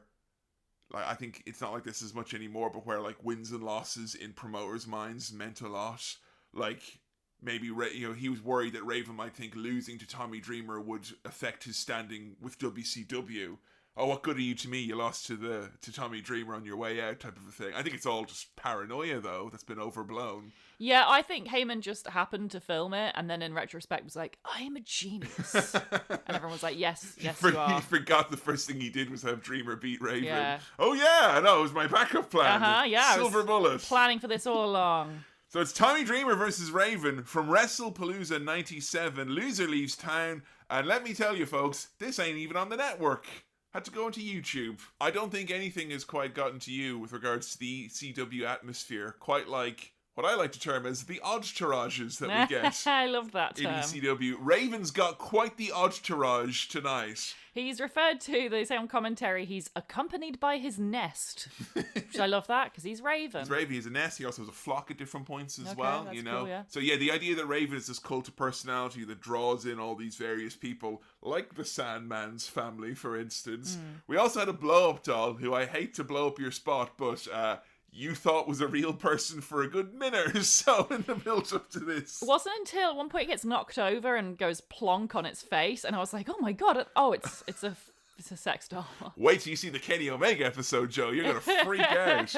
And also in the ring, Lupus, who is quite an authentic-looking, odd character, let's just say. Yeah, I like Lupus. How would you describe Lupus, Joe? He's like a proper grunge dirtbag who's literally always picking his nose. The entire 25 minutes of this match, it's time. right up there. It actually bothered me after a while because he just has it up there still. It's not even like he's picking at some points. No, you gotta be fidgeting, I think, in order for it to sell the nose picking. He really reminded me of... What's the guy's name from People Just Do Nothing? Steve's, yeah. He had this kind of afflicted look about him that the lifestyle he has chosen has left him in a kind of a slightly altered state of mind permanently. Yeah. Other entourages that need a shout out: Simon Diamond, master of the entourage. Joe burst her shit laughing when we watched a random Tommy versus Simon match earlier today, where he was accompanied by a musketeer. It was so funny because there's all these ECW guys who are wearing black t-shirts and baggy pants and stuff, and then just because I was writing my notes and you were like, oh, it's a musketeer, and I thought I misheard you. And I'm like, wait, what? And I look up the screen, and sure enough, there's this Oliver Cromwell looking guy, with his sword. He looks so out of place. He looks like he'd be in early WWF. Yeah, I thought that Disney Plus was just getting really desperate trying to get us to finish watching the Three Musketeers movie with Oliver Platt and Charlie Sheen. Not gonna happen, Disney Plus. Can't get over it. I would rather die. Yeah, I like a good random collection of non-fitting wrestling parts. I think Simon Diamond also had like an old-timey film usher once coming out. So he's coming to the ring. There was a guy, like, a little bellhop hat on him with his little, a torch showing you to your seat or whatnot. That's cool. Fantastic. But yes, Tommy Dreamer comes out with his main squeeze, Beulah McGillicuddy. And I think these two have got a little bit of chemistry when they're coming out. Yeah. There's a Sweet. nice warmth to them. How in the fuck do you do it as a wrestling fan at this arena in 1997? Because these lads go on an extreme walkabout, let's just say, all around the ECW arena, where the announcers can't help but tell you how grotesquely hot and unair-conditioned it is. Mm-hmm. The fans are soaking wet. They are stood up on bleachers with no backdrop to them. No, it's tiny Just little wooden boards. stood on a tiny board with nothing on your back. How would you do that? I don't know how. I know. Even as a younger man, I couldn't imagine doing that and not just falling over, It's taking a bump. Madness. Madness indeed. But yeah, they're brawling around through the crowd. There's a couple of good spots that I liked here. Tell me. We had a moment where Tommy grabs something from a fan's hand, and it's a bottle of squirty ketchup. And he sprays it into his mouth, and then Triple H sprays it into Raven's face. Going all sticky. Was that ketchup or was that red Gatorade? No, that was ketchup. There was also Gatorade later on, yeah. I usually kind of mentally zone out when they do these kind of walkabout bits. Because you were asking me could the fans see this on the screen? I was like, there is no screen, Joe. It's ECW. Yeah. They don't do screens in the late 90s at ECW. And as a result, the fans just kind of move in this tidal wave with them. Yeah. There is this non-stop melee of fans rushing around the arena with Tommy and Raven as they go to all four corners. Mm-hmm. They do spots up against the guardrails. They do spots up against literally the garage doors to get into the building. Yeah. And there's one referee and one guy in a cop uniform who I'm 80% sure isn't actually a cop. Yeah. It's just there please, no. No. It's a miracle no one got crushed.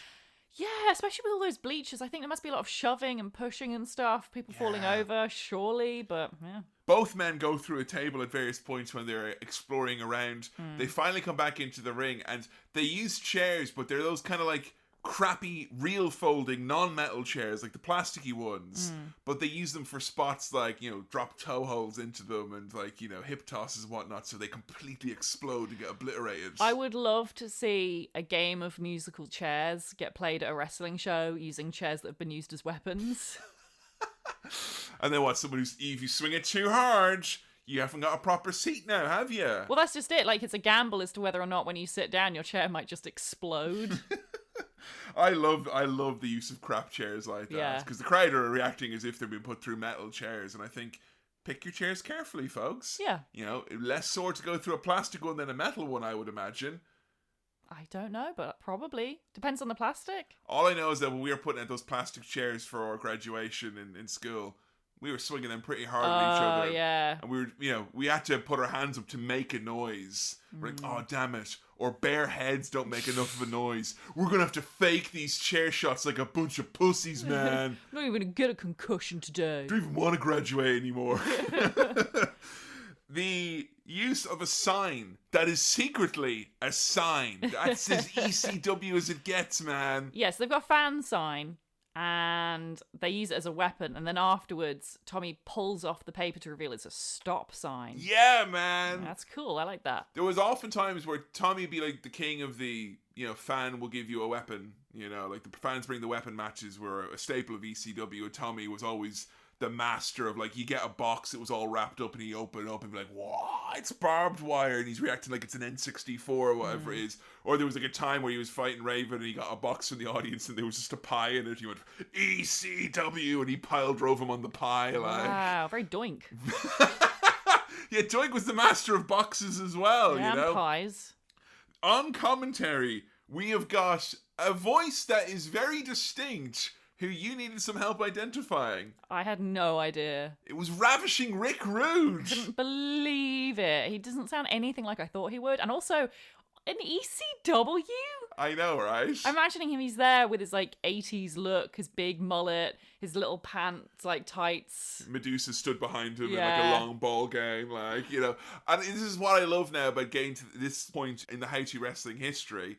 is that, like, we were able to kind of fill in the blanks. It was like, well, why would Rick Rude be there? And it's like, well, he was managed by Paul Heyman in the Dangerous Alliance, and, you know, he would go on somewhere else later on, and ECW was this kind of, like, stopgap for a lot of folks who were between companies. So, lo and behold, Rick Rude's on commentary in ECW, which, even with all the explanations, still seems kind of weird. Yes. Speaking of commentary, there's a great line from Rick Rude when Beulah puts Raven in a DDT. I think it was Lupus. She DDT'd Lupus. Oh, was it Lupus? Yeah. That was it. And after she does it, Rick Rude's like, I wish you'd do that to me. Legend. Ahead of his time. What I like now is for all these South Philadelphia sweat hogs to sit down and shut up and send a willing woman to DDT me because I'm really into that. Yeah. Not that there's anything wrong with that. There was a point as well when I think it was Chastity and Beulah started rolling around in the ring for a cat fight. Yeah. And you know it's a cat fight because Joey Styles went, cat fight! Yeah. Cat fight! Also because there's no wrestling, it's just like you'd see in porn. You know what? I think if two women started fighting on a night out in Manchester, the one surefire way you could stop that fight and then have everyone fight you instead is to go, cat fight! Both of those women, get him! Yeah, would attack you, and it would not be a cat fight. Trust me, there would be blood. It'd be a fucking massacre. It would be a massacre, yeah. So yes, we do have some rolling around the ring, which I was rolling my eyes at, and then there was honestly a very clever bit of video production here. The ladies are rolling around, and Rick Rude goes, "Oh, Joey, that makes me boo." Sorry, to correct you, he says, Styles, wouldn't it be great if bleep? Yeah. Now, you can An tell... extremely long bleep as well. Really long. And the beep, as a man who's popped in a few beeps in his day onto various podcasts, that was an old beep, affected by the artifice of the VHS rip on which we were watching. So, we're led to believe this is not a political correctness gone wrong in the late 2000s and noughties. This is an of the time mid-90s, let's edit it right now. And I think, is it that Rick said something so heinous? Or was he like, I'll just say a bunch of shit and then Heyman's going to beep afterwards because Ravishing Rick Rude's mind's in the gutter and he says something. But it really worked. It really worked. I loved that. Without me having to think about the specificity of what gross thing Rick Rude was saying. Yeah, if you're going to be gross, like really gross, bleep it. Because I liked that, because I found, honestly, Joey Styles was way more annoying to me with his, hey, catfight comments than Rick Rude, who was like, yeah, I'd love to take a DDT, and then bleeping out anything that could be potentially offensive. Like, honestly, I love that. The idea of Jerry Lawler, like, during the bra and panties match, being like, oh, come on, JR, we all burn! And then a big side dish of graboo! It'd be amazing. 100% better. Yeah, definitely makes it more palatable. So it starts heating up big time towards the end of this match as Tommy gets, I think he gets maced or sprayed with hairspray or something like that. Yeah. And I don't know if you noticed this is a trend in Tommy Dreamer matches. I counted 6 ball shots in this match. I wasn't being particularly observant or close, but seems to be a theme. Definitely a theme, yeah. Tommy either on the barricade or just getting it straight in the balls. It wasn't just him. Raven got one as well. Raven got his fair few of them. Yeah. And if these are the two sides of Paul Heyman's vision, maybe that's what Paul Heyman's vision for wrestling is. Oh, I thought you were saying about the fact that they represent his two, like, egos in his head. Is like, both of them get bull shots all the time. Yeah, that's how he keeps so level-headed. He has his avatars in the ring hitting the balls over and over again. The ref gets bumped. We have more interference from the entourage. Joe went so many DDTs at this point, and that's why I have to reveal to you that Raven's finisher was in fact the DDT. Yeah. And Tommy was doing the DDT to kind of get to Raven. Yeah. But I think it shows you the particular flavor of ECW that we're watching when there was 6 ball shots and lads just finisher. Like when you hear that Heyman books those Brock Lesnar, Roman Reigns matches or whatever, where it's like, boom, finisher, and then he does another finisher, and then the referee gets knocked out, and then there's another finisher. Like, that is bombastic style. That's what Heyman books. I also didn't really like the way they did the DDTs. There were points where those DDTs were so, I don't say so fluid, because that feels like I'm making fun of it, but like, it felt like we were just kind of in a bit of a roundabout dance at one point. I don't know, maybe it's because, like, Jake Roberts was kind of my first entryway into the DDT, so I've kind of got very high standards. Oh, I see. You've become a DDT snob. Yeah, I think so. Oh my god, I'm so proud of you. Oh, thank you. Yeah, because I was judging a lot of these DDTs. not that great. When we used to do backyard wrestling in school, and then one of the older boys was like, "What do you guys do? All do just a bunch of DDTs, is it?" And we were like, "Shut up! Do double arm DDTs. It's different, okay? Nice safe DDT. We'll just roll on our heads. No one's gonna get hurt. Might get a bit of grass and inflame a bald spot at some point. That's all. It's okay." At some point, a guy dressed exactly like Tommy Dreamer runs out, and I thought this was a mistake. It was just all men looked like that at the time. But you say that it was a particular guy who was known for doing this? Louis Spicolli, and I think imitation is the sincerest form of flattery, because Louis Spicoli's kind of gimmick was that he was, a Tommy Dreamer-like character, but he was involved in this bitter blood feud with Tommy, and he was dressing up like him to kind of get into his head or whatever. And then, in the way that Tommy started doing the DDT to get to Raven, Tommy started doing Louis' finisher, the Spicoli driver, to get to Louis. But yeah, Louis comes in to interfere on Raven's behalf here. He's a sad story in wrestling, Louis Spicoli. The little I know of him, it's always been praised as like one of the great minds. And like, if you look at the people he was associated with, it was like Raven, Tommy Dreamer, Paul Heyman. He was in WCW, where he was best buddies and on screen with Scott Hall, who's someone who I'd also appreciate as a great mind in wrestling. But as far back as I can tell, Louis Spicoli seemed to be mainlining heavy drugs throughout his time in WWE and ECW and WCW. And he died, if he was 30, I don't even think he was. But he was one of those very early tragic drug overdoses that kind of the wrestling industry decided it was easier to forget about him than to dwell on him. Because he did contribute quite a fair bit in terms of like the wrestling moves and stuff that he did. He was an innovator. But I think this was a quintessential ECW experience, this match, because there were so many main points. And if on your ECW bingo card you had amazing overlooked wrestler who died tragically young makes an appearance, it's as quintessentially ECW as it gets. But with everyone down and the referee finally too, Tommy gets Raven up for one last DDT, and this one is the real one because he goes EC fucking W. And he manages to finally put away his arch rival after all these years. Wow.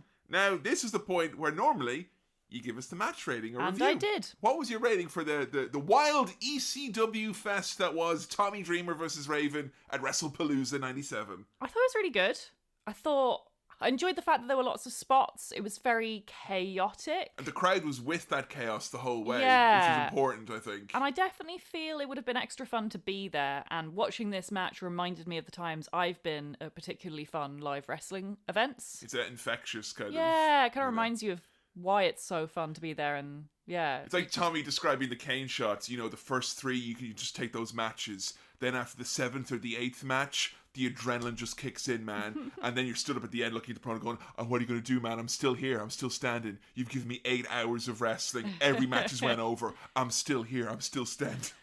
I gave it 4 out of 5 stars. Oh, wow. Okay. Yeah, I would have given it a perfect 5, but I found the end a bit confusing with Louis Spicoli running out. Too many cooks at the end, perhaps. But definitely a fun brawl. Yeah, I enjoyed it. It's kind of like exactly what... I feel this is a very quintessential ECW match. Yeah, absolutely. I feel like I wanted to show you this match at other points, but then realizing, well, maybe this match would better be suited on a Tommy or a Raven episode. Yeah. I think because it's Tommy's end to the story here, it felt more appropriate for Tommy's story, I guess. But then the lights go out. They certainly do. The screen goes black, and then they come up again, and it's Rob Van Dam. And then the screen goes black again. And then the lights come back up, and it's Sabu! Oh, wow. It's like all the previous episodes of How to Wrestling that are vaguely affiliated with ECW. And they're all beating up Tommy, like teaming up together to take him on. Can I just say as well, the most Tommy Dreamer thing ever, where it's like, finally, after 3.5 years, he beats... No! And then, Louis Spicoli he's restraining Beulah while she, watches and cries. See Tommy getting beaten up. Yeah, these two, Tommy and Beulah, had to take turns over the course of their ECW careers being bound up watching the other one get beat up, essentially. And then Tommy manages to get on the offensive for a bit, and he does a double DDT to Sabu and Rob Van Dam. And then the screen goes black again. And then the lights come up, and it's Jerry the King Lawler. He's there. Can I just say, I don't think I've ever experienced as pure a reaction in wrestling. Yeah. Watching with you for research or just for watching stuff generally for ourselves than that quick switch between it's Rob Van Dam, it's Sabu, it's Jerry Lawler, because he's not ECW, Joe, is he? No, he's not. It feels so wrong. It's so weird. It's so weird. And then New Jack comes out, and Jerry Lawler, the entire time, he's got a microphone, and he's just like kicking Tommy all the time. He's like, kill him! Yeah, he literally says, kill him! He is black tar heroin Jerry Lawler. He points at Beulah and goes, look at this slut! Yeah, literally, look at this slut right here. This bingo hall ought to be made out of toilet paper, because there's nothing in it but shit! Yeah, it's peak horrible Jerry Lawler. And listening to this audience being like, going from the party atmosphere to be like, no! Oh my, it's like a fever dream. Yeah, it is like a fever dream, yeah. But I feel even now that I've dreamt it. Then Tommy starts beating the shit out of Lawler for what he said about Beulah. And then Sandman is here. And then Sandman gets beaten up. And then Taz is here. And Taz doesn't even have to do nothing, brother. Yeah, he just gets in the ring and everyone runs away. And it just clears the ring without touching anyone. It is absolute madness. And like, what a perfect little encapsulation of, you know, Heyman's philosophy of hiding the negatives and showing you the positives. Yes, Raven, the character, is leaving ECW. And like, I think your reaction sums up well. That just doesn't feel right. Yeah. Feels like that's a part of this bad ending. When you make wrestlers part of your company's soul when they leave, it's like, oh, because when Sandman left, it's like, oh, our soul is leaving. Like, you know, and that's why, you know, it was always like, you can never leave, Tommy, because you're not like them. And like Bischoff literally said, yeah, I was going to give Tommy Dreamer a big salary just to fuck with Paul Heyman.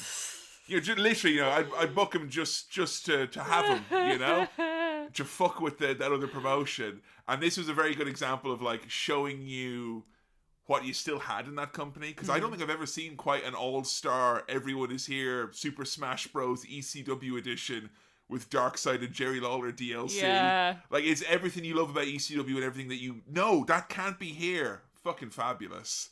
Like, did that alter your... Because I think he's part of the match, It isn't is, it? yeah. I gave it a second rating. Hey. Not often I do that. So I really enjoyed this extra add-on bit to the match. It was absolutely ridiculous, but really fun and silly, and would 100% make me, you know, if I saw this kind of even close to when it actually happened, I would really want to go and see ECW live, because it feels like this is the kind of chaotic, anything can happen atmosphere that was promised to me. And it's like, yeah, if you go over to this company, who the fuck knows what will happen? Anything could happen, but it will be fun. And you didn't need the licensed music. No. This was not, like, this was the spirit of that promotion, I think, in one segment. Yeah. Entirely summed up, I feel. It felt like a couple of little kids playing with their wrestling toys and being like, yes. and Tommy's gonna win finally, and then their like gross older brother and his friends come along. They're like, no, no, Sandman, Rob Van Dam, Sabu, and then their weird uncle comes into the room. And he's like, hey kids, what are you doing? Jerry Lawler should be here. No! And they're like, no, ruined it. I think understanding what makes your show special, half of that is being able to tell your fans, we know what you don't want. Yeah. We know what you don't like. It's Jerry Lawler. Yeah, and I think, when they revamped ECW, they had like zombies and aliens and stuff show up. It's like, oh, you don't want this. It's like, yeah, that on a metaphysical level, yeah, I guess. Mm-hmm. But like, you found the one guy who represents what ECW isn't. Yes. And you had him run roughshod on so funny. on like the Hall of Fame of ECW, basically. Having him team up with Rob Van Dam And there's a whistle Sabu. going the whole time. Oh yeah, the whistle. It's so chaotic and stressful. I fucking loved it. I gave this 5 out of 5. Fuck yes. Perfect match. ECW finally lives. Yeah, I finally get it. So, ECW for Tommy Dreamer wasn't just about being the heart and soul. I'm not sure that was written on his contract or not, but this boy had a whole shit ton of bells and whistles added on to what he was expected to do. Because we talked before, people did a bit of booking, or maybe people did a bit of merchandise. Yeah, like Taz did a lot of the graphic design stuff, the merchandise and things. For my own shit, brother. Yeah. But Tommy was designing merchandise. Tommy was also creative with Paul. He was also booking certain shows. He also would, I didn't realize this, produce entire shows. So Paul, there were some of the pay-per-views that he didn't even show up to for the headsets. Tommy's there agenting all the matches. Wow. And he's also then has to go out and wrestle and do angles and all that stuff as well. That is a lot. And I will say as well, Tommy Dreamer didn't get paid for the last 2 and a bit years of his entire run in ECW. Wow. And you can imagine, Joe, when Rob Van Dam was injured, the Dudley Boys left, Taz left, Shane Douglas left, all the big top names left.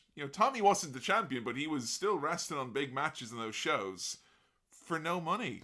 And I'm intrigued. Okay, putting aside the fact that he didn't really get paid at all, how would it have worked? Because in wrestling, I was always under the impression that you got paid more if you were a champion, not because yeah, you usually get a better split of the house or whatever. Yeah, it is, just because you're on screen more and stuff like that. How does that work if you're on screen all the time but you're not champion? I think how it works, you're thinking of the traditional way of how people get paid, based on position on the card, split of the house, etc.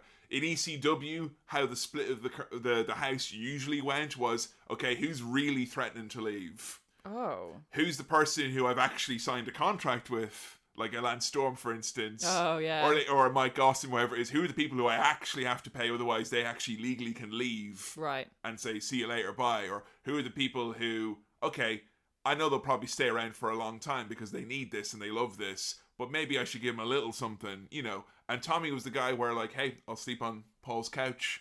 I'll sleep with mom and dad. I won't take pay even though I'm in the main event tonight. I get that, but I assume in the long term the plan was to pay him.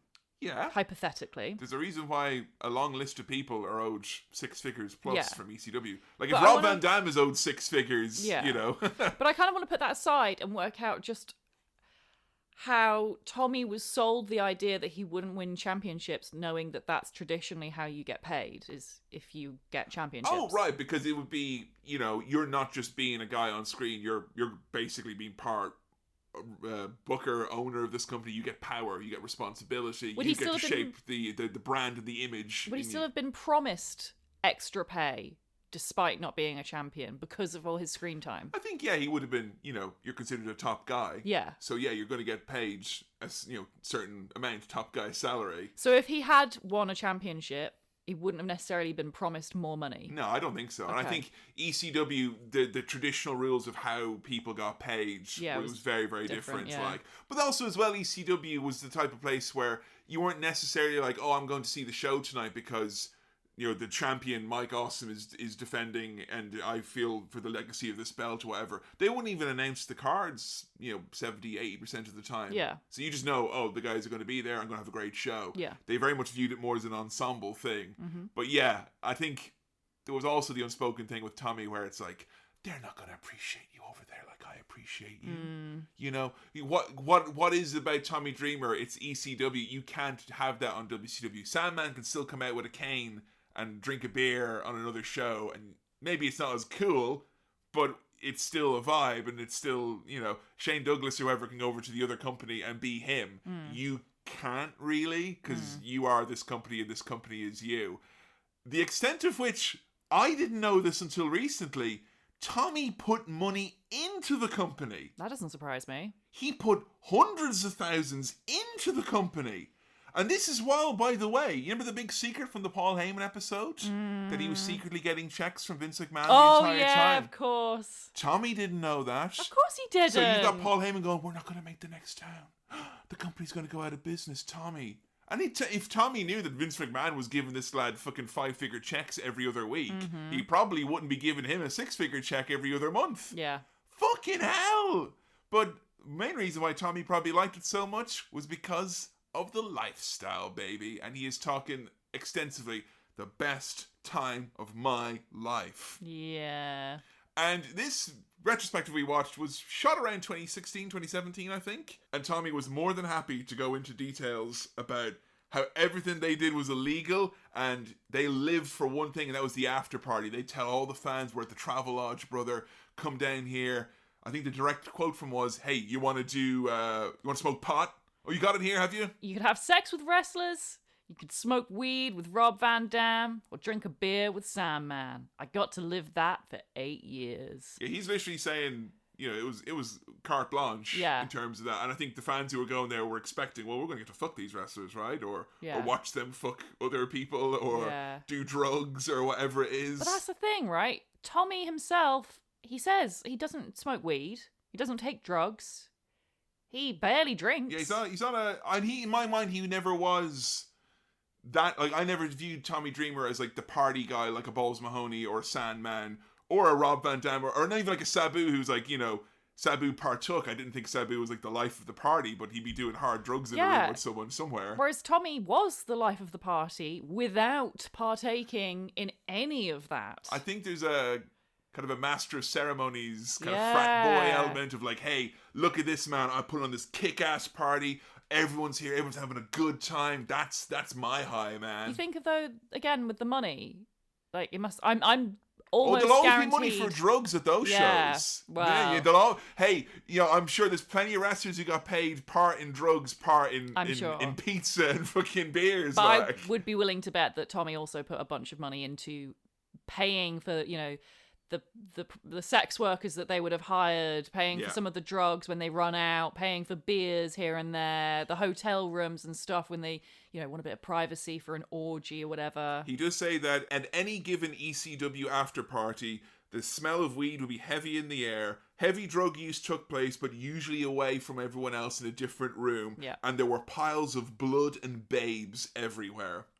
That sounds scary. That sounds fucking gross. And you know what's really funny to me is the idea that ECW, like, what drew it to me to it, even though, like, hey, I'm no partier, absolutely not, and like, and less so when I was a kid watching ECW tapes. I wasn't like, awesome, they're fucking drinking and do. No, you've always thought that is horrible. Yeah, I'm not your thing. Scared of it. Yeah. I was raised Catholic and worried I'm going to get struck down by the demons.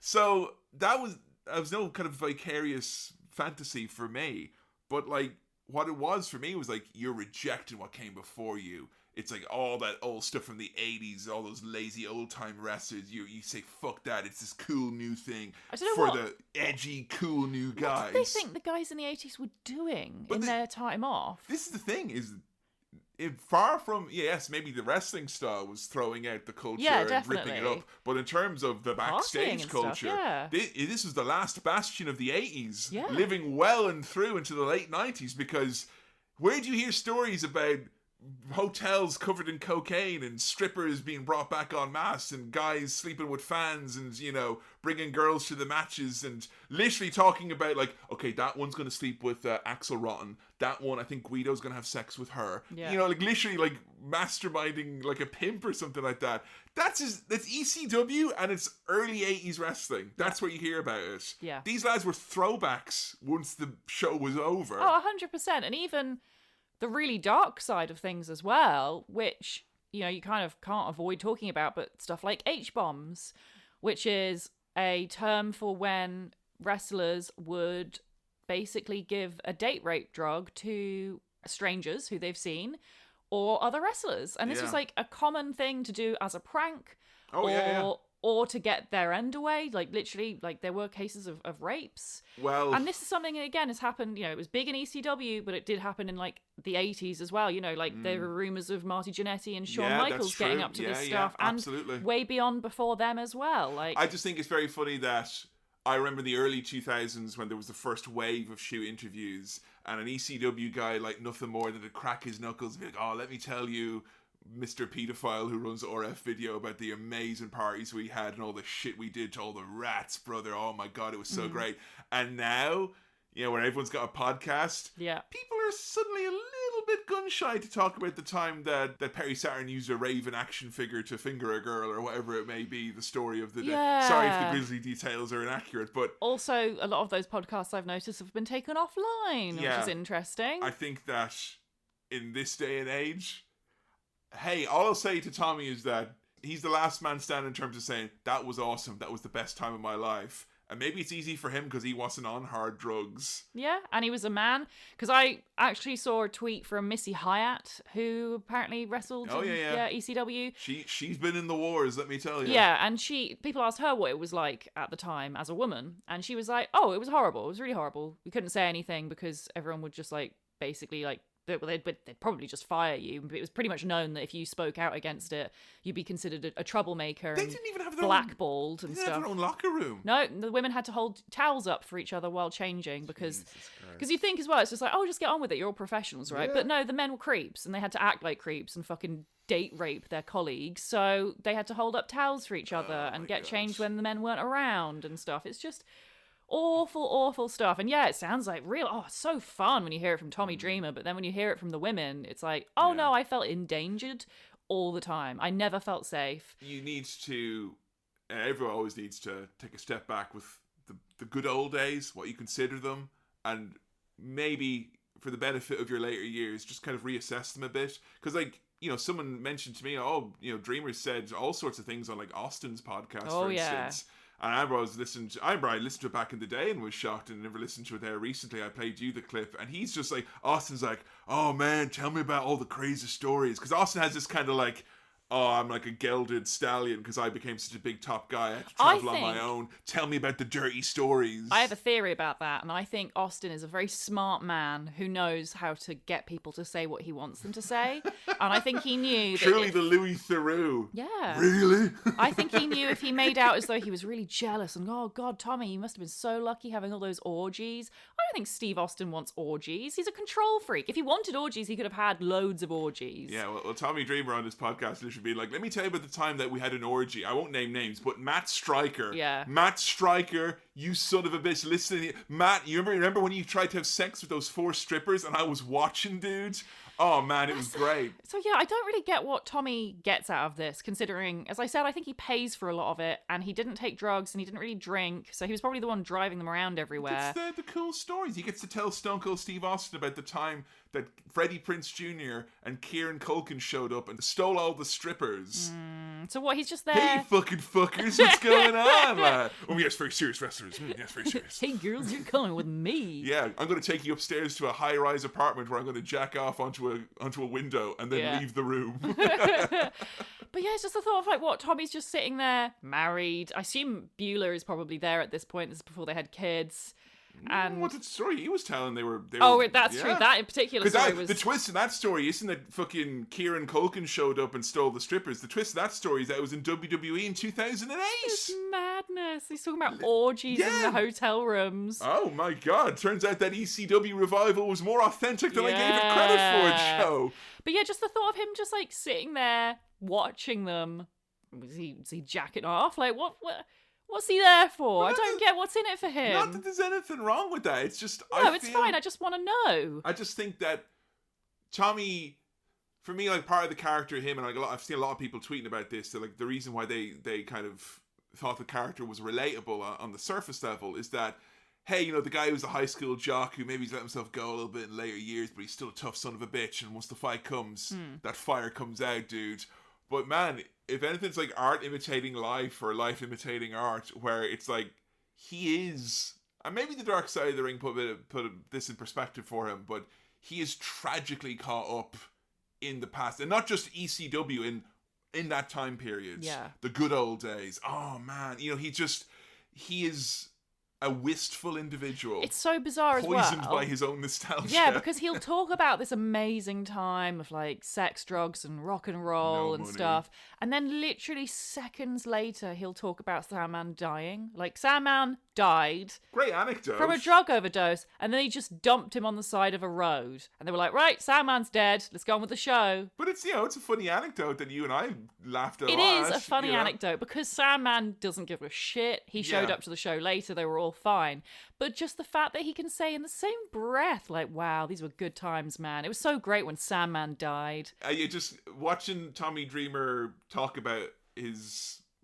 talk for any length of time until a certain point in time he becomes like Paulie in The Sopranos, being like, hey, remember when? Yeah. And I feel like I'm Tony getting kind of angry on the boat, like, What about the guys that died? You don't talk about them anymore. I just feel like when ECW died, it was a sad thing in many ways, but it was long overdue. I think ultimately was the reality, because it was so unsustainable, it was so toxic in terms of like what was going on behind the scenes, and also I think what it did to some of the wrestlers who were there, because I think a lot of wrestlers lost a lot of their sense of self-esteem and their value because they could only view it through a Paul Heyman. Like, there are a lot of wrestlers who I think were on the up when ECW died, who never were able to get to that next level because they didn't have Uncle Paul there to continue to tell them all the things. There weren't enough people who had found their footing on their own right outside of Heyman and the cult of that company. Yeah. And that's why, like, Dreamer, he says when that company closed, it was the worst depression he'd ever experienced. He's been very open about depression over the years. This bout of depression that he experienced led to him coming up with a plot at WrestleMania 17, where it was taking place in the Houston Astrodome. You remember we did WrestleMania 17 for a pay-per-view classic? Which one was that? Austin and The Rock. We had Shane versus Vince. Oh, yeah. The TLC match, Raven, Big Show, and Kane. The hardcore match was the golf cart, and they really run over the cable with the great show. Fun. In my opinion, probably one of the greatest wrestling shows of all time. But Houston Astrodome was interesting, Joe, because the Houston Astrodome in Texas with open carry was one of the only stadiums in the country where you could bring in a loaded firearm. And Firearm. Yeah, and he thought a great idea in the midst of this depression was that he was going to go to WrestleMania 17. Was he started working for WWE at this point? No, he was jobless and actually just been stiffed on an indie payday as well. Oh, jeez, okay. And he thought it would be a great idea to go to WrestleMania 17, grab Paul Heyman, who was on commentary with JR at the time, shoot and kill him, and then kill himself. That was his plan. Why? ECW, because of all the lies that Heyman had told him and all the bullshit. So he was angry. He was angry. And apparently, just as he was thinking to do this plan, JR gave him a call and was like, hey, Tommy, just that you know, a lot of plates been spun at the moment because WCW and ECW both out of business. We have plans. We're keeping you in mind. Just hang in there. But, like... Wow. What a fucking strange alternate history wrestling could have been there. I mean, God, good on JR for, like, having that weird... I don't genuinely believe this, but, like, some kind of psychic link. I think today I'll prevent a tragedy. I guess, like, on some level, when you've worked the job of... Head of Talent Relations, yeah, where you work a lot with, like, the wellness of wrestlers and stuff. I think on some level you do start to... Vince, I'm thinking some of these ECW guys might be fixing to do a homicide at WrestleMania, so I'm going to give a little bit of a call round, make sure everyone's okay. Yeah. I mean, can I say the main immediate thing that struck me, because I'd heard that story before, but you could bring a loaded gun into WrestleMania 17? That's mad, isn't it? I thought they banned that after AWA and Bobby Heenan in the 70s. I didn't realize that there were loaded... When I watched that show again, and I will... knowing that there are loaded guns in the arena is quite a different story. Because I'd always heard that before, and I was like, all right, yeah, Tommy, you had this kind of weird power fantasy. You know, fucking Michael and Alan Partridge, and then I get Paul Heyman in my helicopter, and then I fly over and I get I get Raven. But no, it's actually shockingly plausible, his crazy plan. What year was this again, sorry? 2001. Right. I will say as well, like, Heyman, you know, he told them, hey, I'm getting funding for the company. Yeah. And then literally showed up on Raw as the announcer. Yeah. So, I mean, in terms of the worst possible way to deal, like, for all the master manipulation Paul was capable of, he did fucking very little of that at the end of his run. He just decided to show up, rip off the band-aid. Did Tommy ever get paid for all the back pay he was owed? He got some, but no.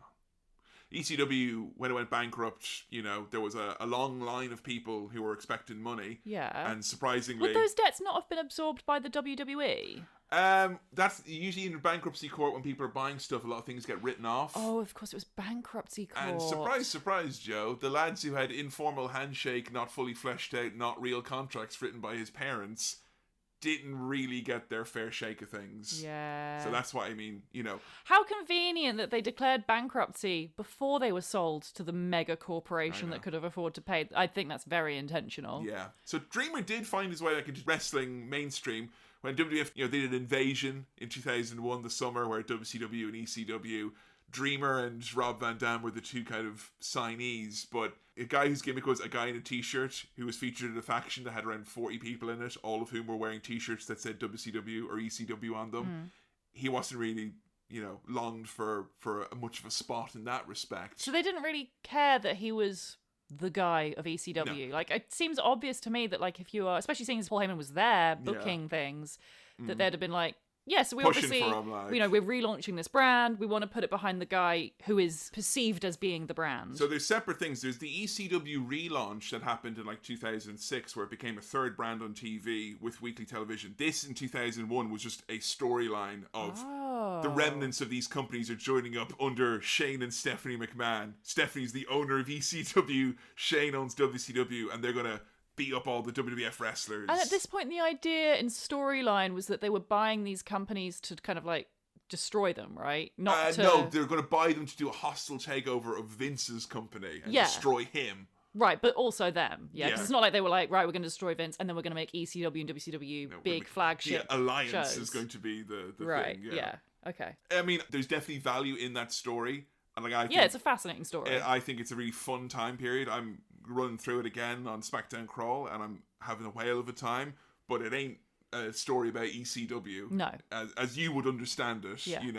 So Tommy was, pretty much just another guy there. He does get another shot at notoriety in 2002, where they do a brand split. They have Raw and SmackDown. They've gotten rid of ECW and WCW. And Tommy's brought on there to be part of their hardcore division. And he's given a gimmick. A gimmick that as soon as I was reminded of it and your recent fascinations, I thought, Tommy Dreamer, if the ECW stuff won't get over, brother, he's got a shot with Joe Graham as the man who eats weird things. And yes, there was big reactions for Tommy Dreamer being caned and Tommy Dreamer and his feud with Raven. But boy, was there a reaction when Tommy Dreamer ate weird things on Raw from you, Joe. Tell me some of the weird things that Tommy ate. So he did a few gross things. A couple that stuck with me. One, there's a segment where he goes to get his hair cut. And he literally says 3 times, I'm going to get my hair cut. I'm going to get my hair cut. He sits down, I'm just going to get my hair cut. Yep. And fucking NPC. Yeah. Need something? A haircut. He immediately starts eating his own hair. Yeah. Which is pretty gross. Gross? Says it's like chewing gum. It's chewing it around. It's not though, Tommy, is it? No, it's not. It's hair. Then he drinks Barbicide, which is that blue disinfectant they use to clean all the brushes and the combs and stuff. I will say, in terms of finger on the pulse, 2002, I know it's slightly after the time of the original run, but this is Jackass. Yeah. Weird stuff being eaten. Yeah. I'm pretty sure if Teen Joe was flipping channels and saw the man eating strange things, you wouldn't even know it was a wrestling show from the way some of these are shot, these bits. He's just a guy at a barber's eating hair off the floor with toilet paper stuck into it. Yeah, he finds a big pile of hair on the floor and he grabs a big old handful, big old clump of hair and eats that. Eats some antibacterial hand gel. It's horrible. There was a great segment then with The Undertaker, which starts with Tommy walking around being like, I'm just a normal guy. Sorry, I'm eating a hot dog that fell on the ground. The unprotected, dirty ground. There's some ketchup on the floor and he smears the hot dog that's been stamped on. He smears it in the ketchup and eats it and he's like, it's good. It's nice. I remember being fucking despondent as a child with this. Your hero. Yeah, that's what they think about people like you, Kevin. But it wasn't I wasn't feeling bad for Tommy. That would not be the case. I was feeling bad for ECW. God damn you! Oh, okay. Yeah, that's again. It's like you disrespect Tommy in fickle fan Kevin's mind. You disrespect ECW, right? And this was obviously beneath him. But Jesus, the reaction he gets from the audience—that's amazing. Live audience and you in the future. The thing he does with The Undertaker is it's one of the most disgusting things I've ever seen, and I watch LA Beast videos for fun. Yeah, you gagged. I did gag. A straight up gag when Undertaker is like, boy, you're going to drink my tobacco spit. Yeah. And he's like, hang on a second, let me get a couple of them meatballs in there for you. And out comes the... It looks like something they cut from a cancerous lung. And like Jim Ross is like, that's a nasty habit he's got. It's Yeah. a damn nasty habit. He manages to fill a whole plastic cup with his dip spit. Joe, that ain't nothing. I've always hated that he carries around a dip cup. I think that's fucking vile. What, you rather him spit on the floor? I just want him to not exist.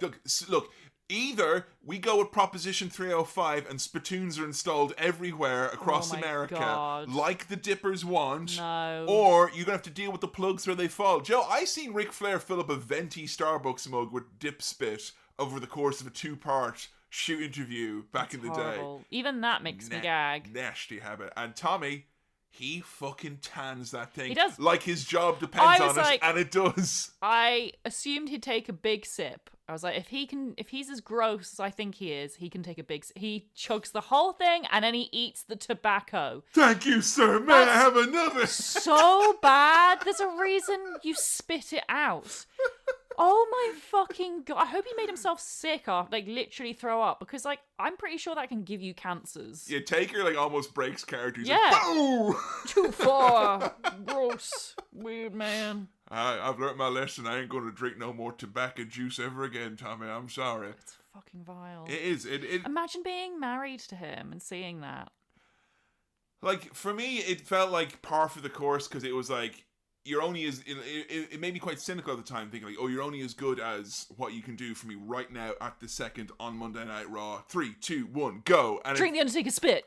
it's very much the, oh, you're a stand-up comedian, tell me a joke. 3, 2, 1, go. I'm not laughing. What's going on? I'm not laughing. And it's like, but Tommy has a whole career in ECW, and you have to understand the legacy and the history of the brand. And it's, yeah, drink the fucking piss on the floor. Yeah. Do Lick it that up. instead. Okay. You know. I think it's really impressive that he can do it. I think it's genuinely a really impressive skill. Not many people would do it, Joe. And I think a lot of people are very dismissive about the ability to eat gross food and think, oh, it's just stupid shit. It's not. Mind over matter. It is a skill. It's incredibly... I find it really admirable in its own weird way. Don't think we should encourage it too much, because I think if you're getting to the point where you're eating chewed up tobacco, you are doing yourself a lot of harm. Yeah. But I think on the whole, it's really unfair that, like, when we were growing up, I feel there were a lot of kids who did that stuff just to be laughed at by bullies. Like, hey, what a freak. And, like, yeah, it's weird, but it's also a skill, and let's acknowledge that skill. I think Tommy Dreamer has got this mind over matter business, because he cuts himself so badly in all of his matches. He takes these ridiculous hangman ball breaking shots that I feel he can just go to this place in his head or whatever it is. What is kind of shocking to me is when you see him here in 2002, as a man who's survived, nearly 7 years of the ECW lifestyle, he's in great shape. Yeah. He looks like JR refers to him. We watched a bunch of these hardcore matches around the time, him and Bradshaw, him and Steven Richards, and JR called him a handsome young man, and he's almost kind of come full circle. And I was shocked to find out that even though he broke his back and he broke his neck in ECW, never had a surgery at that point. Mad to me. Never had one. And the shots to the head he's taken, Yeah, I would have he thought... seems pretty... Like, I know people are going to go, oh, but he said stupid shit, ergo he had brain damage. It's like, well, you see how long it takes certain words and phrases and stories to come to someone like, say, Mick Foley or whatever it is. When you see Mick Foley when he's young and the way he talks, that was my main takeaway from that episode, was just seeing him kind of break down. His Not descent, even physically, it was his mental descent. Yeah, he says he feels like he's underwater, and I believe that. I see that, because he goes from this incredibly well-spoken young individual to this guy who struggles to form full sentences sometimes. Tommy doesn't seem to be burdened with that at all. No, he claims it's his very thick skull, that the Ken Shamrock school of thought, where I'm physically built different. I'm very interested. I hope he leaves his body and brain to science, because I think... And his balls. And his balls, obviously. Because I do think it's really important to look at why some people are so more damaged by concussions and things and others aren't. Yeah. Like, he definitely has had lots of concussions. He said he's had many, like probably dozens. And yet it's affected him so differently. I'm not going to say it's necessarily not as bad, because who knows what's going. Maybe emotionally it's affected him or something like that. We don't know. But clips of him wrestling from 2023 and in Impact. He seems fine. You know, is he as spry as he was? No, but he can. Like, he doesn't have different. The thing always you can tell is like when someone's getting up and down from the ring apron. Yeah. Can they get up onto the ring apron with no problem? And he can. Like, you know, his legs are fine. His arms are fine. You know, he doesn't seem to have neck issues that cause him to not be able to do the stuff that he's mostly done for his career. So in many respects, he is probably, out of all the ECW guys we've seen, the guy who can still do the most of what he used to do. Because I know Rob has been through the ringer, and Sabu is physically devastated as well. But Tommy is like, he's seems okay. Good genetics, I guess. Maybe. Not sure. That's why I want to know. That's why we need to chop him up. Yeah. For science. We need to find out. Just to quickly go back to the gross out gimmick. Please, because we're wanting to get a full picture of Tommy here, please, Joe. I just had to find out one thing, which was why he did it. Why would you drink the Undertaker's spit? What on earth could convince a man to do that? Now, I know on some level it's probably the respect from the Undertaker. Genuinely, I think that's probably all he needed to be paid in. Was slap on the shoulder. He claims he got Undertaker's spec the first night he came into WWE, which is when there was like 100 Invasion lads all beaten up on the outside. Taker did a big dive, and everyone like basically was like, whoa. Everyone found their inner Miz. And he protected him. And Dreamer was like, I'll protect the business, blah, and he caught him. Yeah, good lad. And Taker's like, spec. Yeah. I respect you, Tommy Dreamer. But I think for Tommy Dreamer and someone like him, the potential of respect is infinite, and he could always do with more. Oh, yeah. Always wants more respect. I mean, hey, me at the time, I would have thought, here's the story. You're sitting in catering for the 6th week in a row, and Brian Gorwitz goes, hey, can you want to eat weird shit? Not really. Be on TV. Well, you know. Well, let's see. 6 months ago, I was planning a murder-suicide at the biggest wrestling event of all. Can you imagine as well? All right, now we've got the seriousness of that out of the situation. Can you imagine the best wrestling show of all time? Ending like that. And sorry, you better have done it after the main event. That's all I'm saying, Tommy. You kill Heyman once. My God, Stone Cold is a land with Vince McMahon. That's Satan, and my broadcast colleague has been murdered. What the hell is going on? Imagine as well shooting Paul Heyman and not Jerry Lawler. Well, Jerry Lawler doesn't owe him that money, though, right? I don't give a shit. And also, Jerry... Your gun is right there. You're going to kill yourself anyway. May as well pop one in Jerry. Well, just do some good before you leave this mortal plane. Jerry wasn't with the WWF at the time, so, unfortunately, maybe it was his fallback. He got into Memphis, cause a stir. But anyway, I found out how much he was paid to do that. Really? Drinking the Undertaker's spit spot. Oh, now never mind the ECW divvying up of funds. What cut of the house do you get if you drink Booger Red's dip? Well, how much would it be worth to you? To me? To drink the Undertaker's dip spit, what would they have to pay you? Am I allowed to go and like just gargle it all the time and like, because I mean, gargle it? You want it longer in your mouth? As in, I'm saying that I don't think physically it would go all the way into me. Like I'd put it in my mouth and I would go. You have to try to swallow all of it. If I just have to try. How much is left on the mortgage? 50 grand. Yeah. And that's me hoping to have some dignity. No wonder I can't get booked on a wrestling show, Joe. This big rider. Way too expensive. Yeah, 50 grand to drink the spit. Well, why am I not even book him? 50 grand, yeah. Do you want to make a guess for how much he got paid? I can tell you now it wasn't 50 grand. No. 10? No. 7? Yeah. 7? 7 grand. And that's American dollars, so about £5,500. So around a tenth of my It'd buy you price. Like a MacBook and maybe a spare MacBook? An iPad as well. Yeah. But you get for him though, it's opportunity, not dollars, right? The opportunity for what? You get squashed by the Undertaker, I'm assuming, after the fact. I imagine that would get you more money than drinking the spit, wouldn't it? I doubt it. No, on Raw. If it was on Raw, maybe on pay-per-view, but on Raw. But Raw. Like, Usually the payday bonuses around that time for like big matches would be like 20-25 grand type of a thing. So I'd just rather do more of those than drink the Undertaker's dip spit. Tommy, you should have just turned to him and said, guys, how about you put me in some of the main events instead? I'll earn my money. But I mean, it's And probably... they're like, yeah, it's a good idea. For WWE, that was more money than they would have probably thought to have given. They're being generous in their mind with that. I wonder if there was negotiations, because I think there probably was, if only because I think Vince McMahon would find it really funny, the idea of negotiating an amount. Yeah. All right, we hope $500. $500. Okay, we'll add a zero, but only if Taker spits out the big chunk that's in his mouth. No, Tommy was saying he'd do it for 500. Vince was like, come on now. Let's do it for Tommy, 7,000. Have a little dignity, please.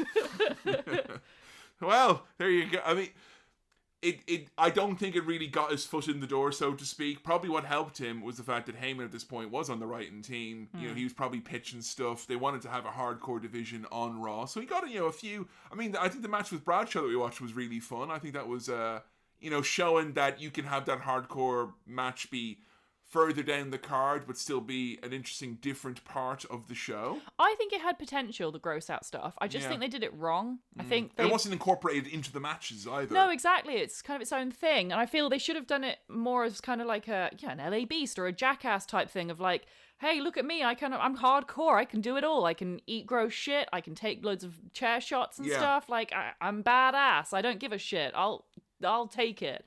Instead of him kind of doing it like this, I like eating hot dogs from the ground. Yeah, it definitely hasn't got like an air to it being a wrestling character. No, it made him seem like he enjoyed drinking the spit. It felt like if they still had a hookup with Howard Stern, they would have got one of his guys to do it instead. But hey, Tommy's doing it. I think it did go away to at least parlaying him more TV time. And that brings us to our next match, which honestly, I remember at the time, this was something that blew me away, and I always held a close spot in my heart, this match, because I thought it was like showing the WWE audience what ECW was really about. And this is Tommy Dreamer versus Rob Van Dam from Raw in 2002, where they are getting rid of the Hardcore Championship and combining it with the Intercontinental Belt. And yes, of course, the thorned rose that is, they'll finally understand what ECW is about, as JR is like, this is the last ever hardcore match. And he's not saying it with a note of sadness or a note of joy, like, oh, thank God that crazy shit is stopping. It's just matter of fact, General Manager Bischoff says no more hardcore stuff, so we're doing it. Yeah. And we don't have much to say about it. This is a match that is greeted immediately with big chants of ECW, and Tommy Dreamer starts welling up with tears. Aww. Just saying ECW at one point would make Tommy cry. Yeah. And this is one of those points.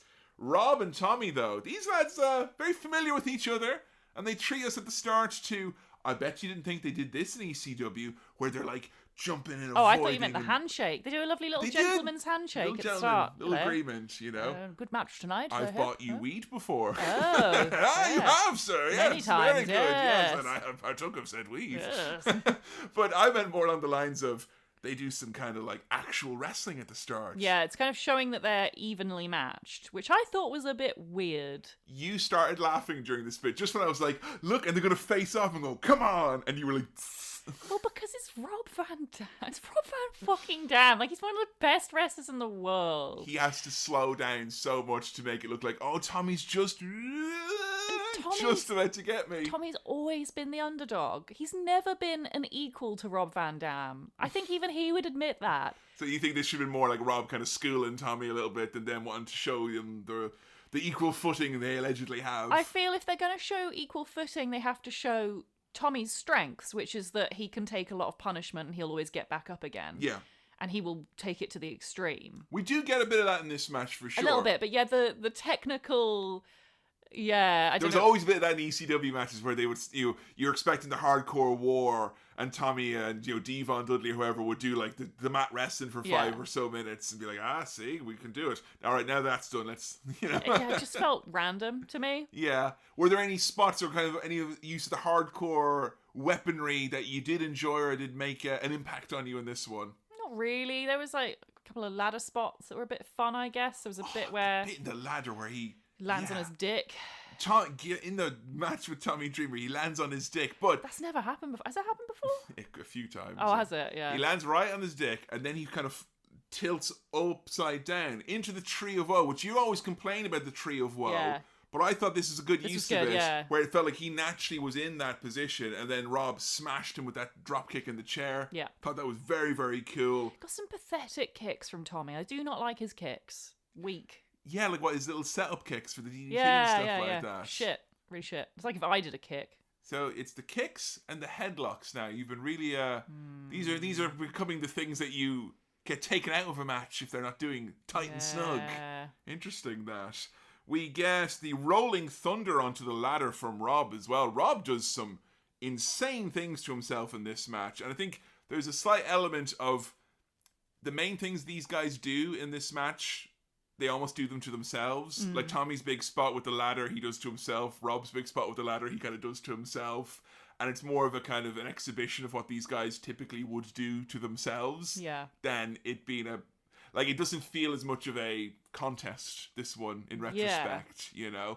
But was so happy to hear the fans react to this, you know, and, like, really build momentum for a guy like Tommy, who they didn't really appreciate as an actual wrestler at that point in time, I guess. We get a fucking insane 5-star frog splash from Rob. He picks up the victory. There are tears. There are hugs. As Tommy is walking away, he does Rob Van Dam pose as well. And the crowd are chanting ECW, and JR once again reminds us, last hardcore match ever, Never folks. say it again, folks. So obviously Tommy's got a long career. And also as well, I've just received word from General Manager Bischoff, no more weird things are allowed to be eaten either. Or weird guys. No more weird guys either. No more gas and t-shirts either. No. That sucks. So I feel like this match, when I was watching it, I was like, I have moved on and times have moved on. Because this for me was like... Well, at the time you watched this, you mean? Or... Yeah, no. At the time I watched this, I was like, ECW's coming back, baby.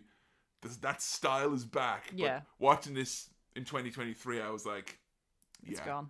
That, like, whatever this was, it's like, it was great for the time, but I think it is in the past. Yeah.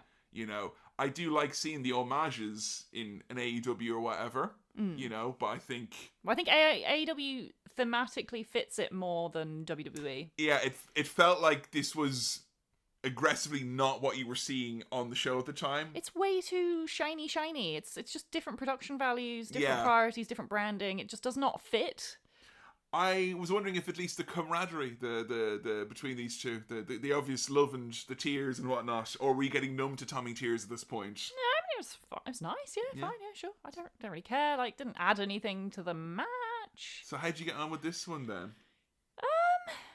Look, I thought the wrestling itself was good. It was nice to see Tommy actually wrestle. Yeah. Even though I didn't think it worked in this match. It's cool to see that he can.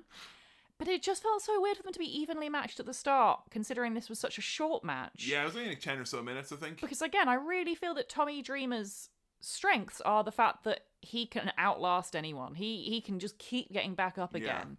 And then for him to lose really quickly after an even matchup felt psychologically wrong. Yeah, like, I get you. It hasn't been fully formed, this match. Felt like maybe the end was changed, or it was rushed through booking or whatever. I don't know. I gave it 3 stars out of 5. Okay, that's more than I thought you would, to be honest. Well, the wrestling itself was good. And I say, if you do want a shiny WWE hardcore match, this is that, in so many words, I believe. So yeah, Tommy, around this time, he actually retires from in-ring competition shortly thereafter because he's given an office job. He becomes a talent scout for WWE, for their folks down in OVW, Ohio Valley Wrestling.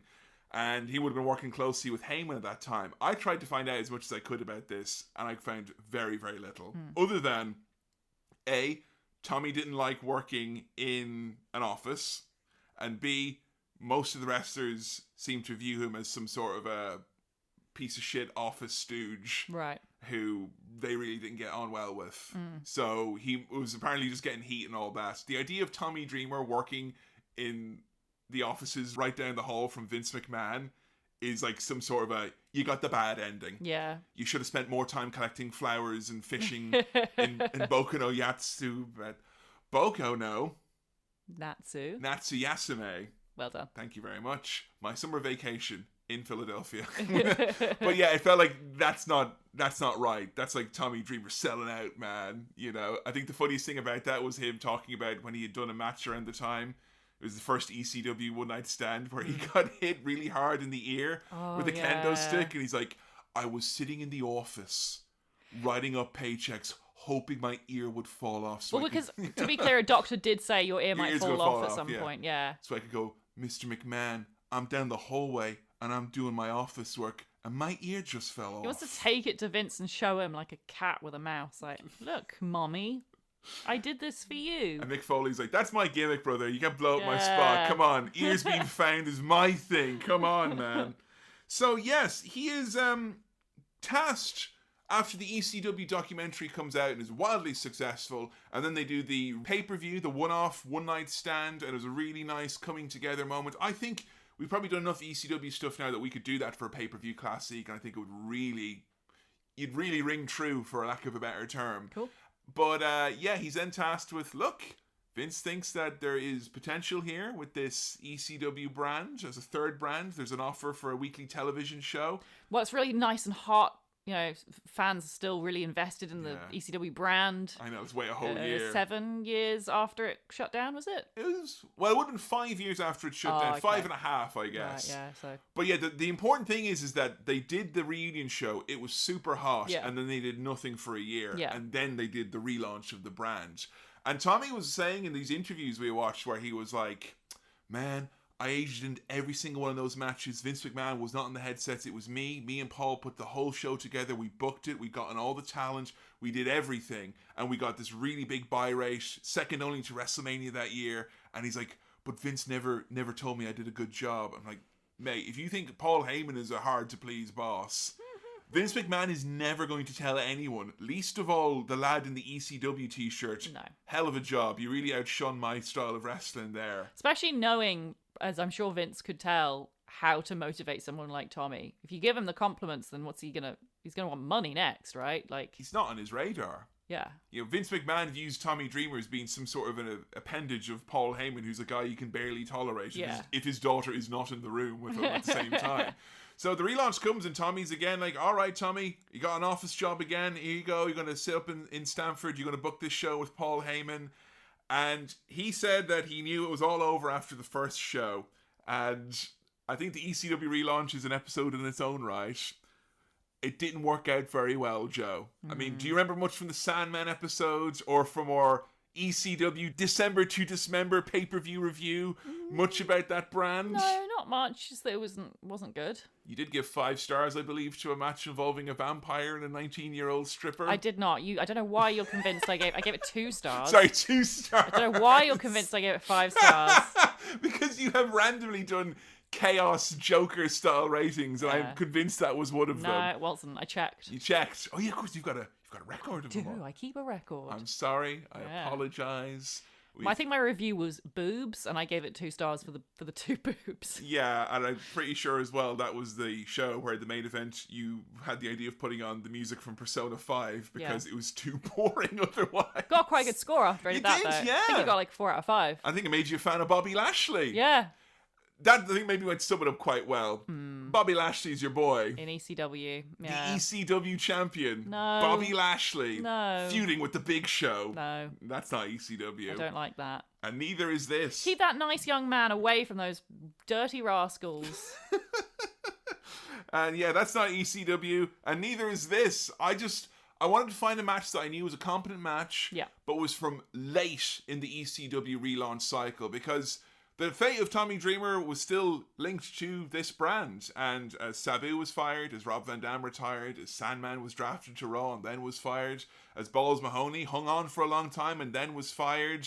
Heck, even as CM Punk, the new breed or whatever, ECW went to another brand, Tommy Dreamer was still there in the new ECW shirt, the last thing tangentially related to this brand. The only way you would know this was ECW was because once a night, if Tommy was on the show, he would go, ECW.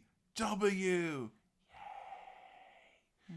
He did do a gimmick at one point where he was like, look, if I can't win the ECW championship, I'm going to retire because there's nothing left to do in my career. And he did get the belts briefly. and he lost it again. Okay. And this is his rematch for that belt. All right. Taking on Christian, as ECW as it gets. This is from WWE's ECW on the 4th of August 2009. Tommy Dreamer, Christian, ECW Championship. I thought these two would have a final match because, heck, they're two good wrestlers in my mind. Yeah, I mean, it definitely has potential. I thought that if the first match that we did was just going to be purely riding the adrenaline, the vibe of ECW at its hottest, I wanted to see Tommy in there with really good opponents. Hence why I went with the Rob match. Here again with Christian, this was recommended as kind of a later Tommy Dreamer match that maybe was with a competent opponent. And they both come out with their own special gimmicks, Joe. Yeah, so Tommy's got a hot dog cart. Yeah. He wheels out. And Christian's got a car door. Now, these are two interesting weapons, I would say. You know, I will say, disappointingly, this hot dog cart barely gets a look in this entire match. Really disappointing. I don't even think there's there's like one hot dog in there. Maybe one, yeah. Yeah, he has a bite of one and then uses it as a weapon on Christian. And then throws it into the crowd. One fan's going home happy here tonight. Yeah, lucky boy. I know it's difficult to try and sum up in so many words, but what's the vibe of this wrestling show that we're watching? It's kind of WWE vibe. It's shiny, high production, very well lit. Very well lit. Jesus Christ. Looks clean. It is early era HD television. Yeah. Those colours got a pop for the people who've got high contrast televisions. Yeah, definitely. It's colourful. Would you say even this is an Extreme Rules match, so we're trying to get, hardcore or extreme, the ECW term being used there. How do they do in terms of conveying that kind of atmosphere? Atmosphere-wise, is it extreme if we were to use that term? No. What happens here then? Like, what is working against this? Well, right off the bat, we get a "We Want Tables" chant. Hey. That's quite extreme. Yeah. Yeah, but they are carrying a car door and a hot dog cart, so, yeah. Car door and hot dog cart, that screams kind of like WWE comedy hardcore. Well, not ECW, I brought my own crutch to the arena, please use it, Tommy. I don't know, as well, I think when I think of ECW and using, like, weird things, I think of them already being there, rather than, I brought this from home. Especially if that thing is a hot dog cart, I don't know. I thought that was a rib on Tommy. Yeah, I think it was. You're come out with your hot dog car, aren't you? You love hot dogs, yeah, don't you, love Tommy? Hot dogs, yeah. I don't know, it was odd, this match, because it's not as if it's not hard-hitting. Christian in particular takes a monumental amount of tumbles. He goes off the top rope to the outside multiple times. Yeah. He gets smashed into that hot dog cart to the point where you could see all the welts and marks under the shellac-like layers of fake tan on Christian's body. He was really thrown himself into the wind here. Disappointed that when he was thrown into the hot dog cart, hot dogs didn't spill out. And then he slip on those. I wanted to see that. You know what did it in for me? It was these announcers. Oh my god, they were awful. This was, I think, the worst announcing ever. Because the audience are quiet-ish, but they do... They pop occasionally, They will pop for stuff, but I feel like what happened with these announcers? It's Matt Stryker, former wrestler, and Josh Matthews, former runner-up on Tough Enough, and former wrestler. And the vibe ain't right. Something's wrong with these two. No, it's really weird. It feels like it's been written by an AI. Because the stuff they do say, and they don't say very much, it's mostly silent. They mutter. They mutter, yeah. And talk into themselves it's like weird this. things they say. I've got one of them written down. Someone on commentary, I don't know who it was, explaining... Because they sound exactly... The way to find two announcers who sound exactly the fucking same. But they don't talk to each other. No. That's, again, why it seems like an AI, because it's like talking at someone else. As a user. Yeah. But yeah, there's a moment where they have like a trash can, and I hate trash can spots, because I feel like I could just sit on one of them and it would crumple. Like, it's just made of nothing. It's aluminium. Absolutely it could. Yeah. But there's a moment where Christian gets thrown into a trash can, and then he gets hit with a weapon of some kind. Oh, this is when Christian goes into the bin. Yeah. I love it's that a cool spot. Yeah, he really he makes himself go into a liquid like a can, like right in there. And then Tommy hits him with like a kendo stick on the trash can. But the commentary is weird. They're like, Christian couldn't tell he was going to get hit there. Because it's dark inside the bin. Because it's dark in there. What? And then, again, that's like an AI understanding of why that spot would be interesting. It's not. That's not why it's interesting, is it? It's not because it's dark in there. He's literally inside a bin. I hate when you've got like a low energy match and the crowd are like, "Ugh," and you've got an announcer who's like, "Can you believe what's just happened? Oh my god!" Like that always comes across as disingenuous. But when something cool happens in a wrestling match and the audience go, "Whoa!" But they're like, "Oh, if only there was a little light bulb inside that bin, because then he would have seen the next attack." You are probably like a Philistine thinking about the fact that he was in a bin and it looks silly, but it's no laughing matter. Because it was dark in there. Yes, he was taking out the trash, so to speak, but Christian is far from trash. He's the world champion, and this is an untoward situation. It just felt like we were so far removed, not even from ECW. I feel like if this was on Raw, you wouldn't have like Michael Cole and King being like, "No, well, of course." They would be like, "Oh my god, whoa, oh my." It feels as well like... Are you not allowed to have a certain amount of enthusiasm? I mean, I just sort of thought with this commentary, you would have had Vince screaming in their headsets, like, you know, shouting at things for them to say. Yeah. And it feels like that's not... And I'm not saying that's always a good thing. I think that can be a bad thing.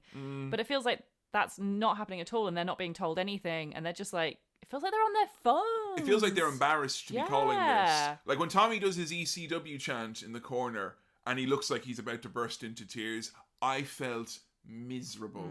I felt so sad. I felt like, there's an obscure reference, but you know in the Yakuza games where you meet the guy who plays the pocket racing mini game, the guy who does the Scaletrix, and you meet him in the 80s and he's all like bright-eyed and happy and excitable, even though you're like, you make no money, what's going on? And then you go back later in years and he's like really sad and pathetic and he's like, I still do it. My wife thinks she thinks I'm ridiculous because I've never made any money. We can't afford to live in a house. And look, Tommy's making fine money here. Probably the best money of his career at this point.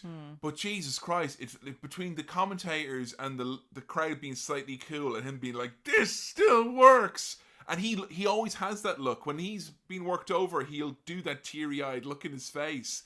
And it made me sad. It made me really, really sad. And it probably explained a good deal why I cooled off on a lot of wrestling at this point. Because it didn't feel like a good time to be an ECW fan. Yeah. They ground that out of us slowly. We get some spots on the door at the end, which the announcers masterfully undersell with their lack of enthusiasm. Even though, like, man, when they take that kill switch onto that, like, Tommy goes face first onto a car door. It goes bonk and fucking wobbles. It looks sore. There's a time as well where he's like trapped underneath the car door. Yeah. And Christian does like a big, I can't remember if it's like a moonsault or something on top of it, which again, like, Oh, ow, both men. Yeah. Yeah, so like these lads both went out and really fucking they did more damage than a typical match. But the commentary's just like, car door there. Cars are a mode of transport that we a lot of these fans probably thinking about the parking situation and leaving now. I know I am. I know I'm leaving before you. Get out of Well, here. that's a bit Hang on. intense there. Oh, sorry. Bring that down. Sorry, I was going to check my phone here again. Just look online about the top parking rates and see if we can leave early. This was probably a match.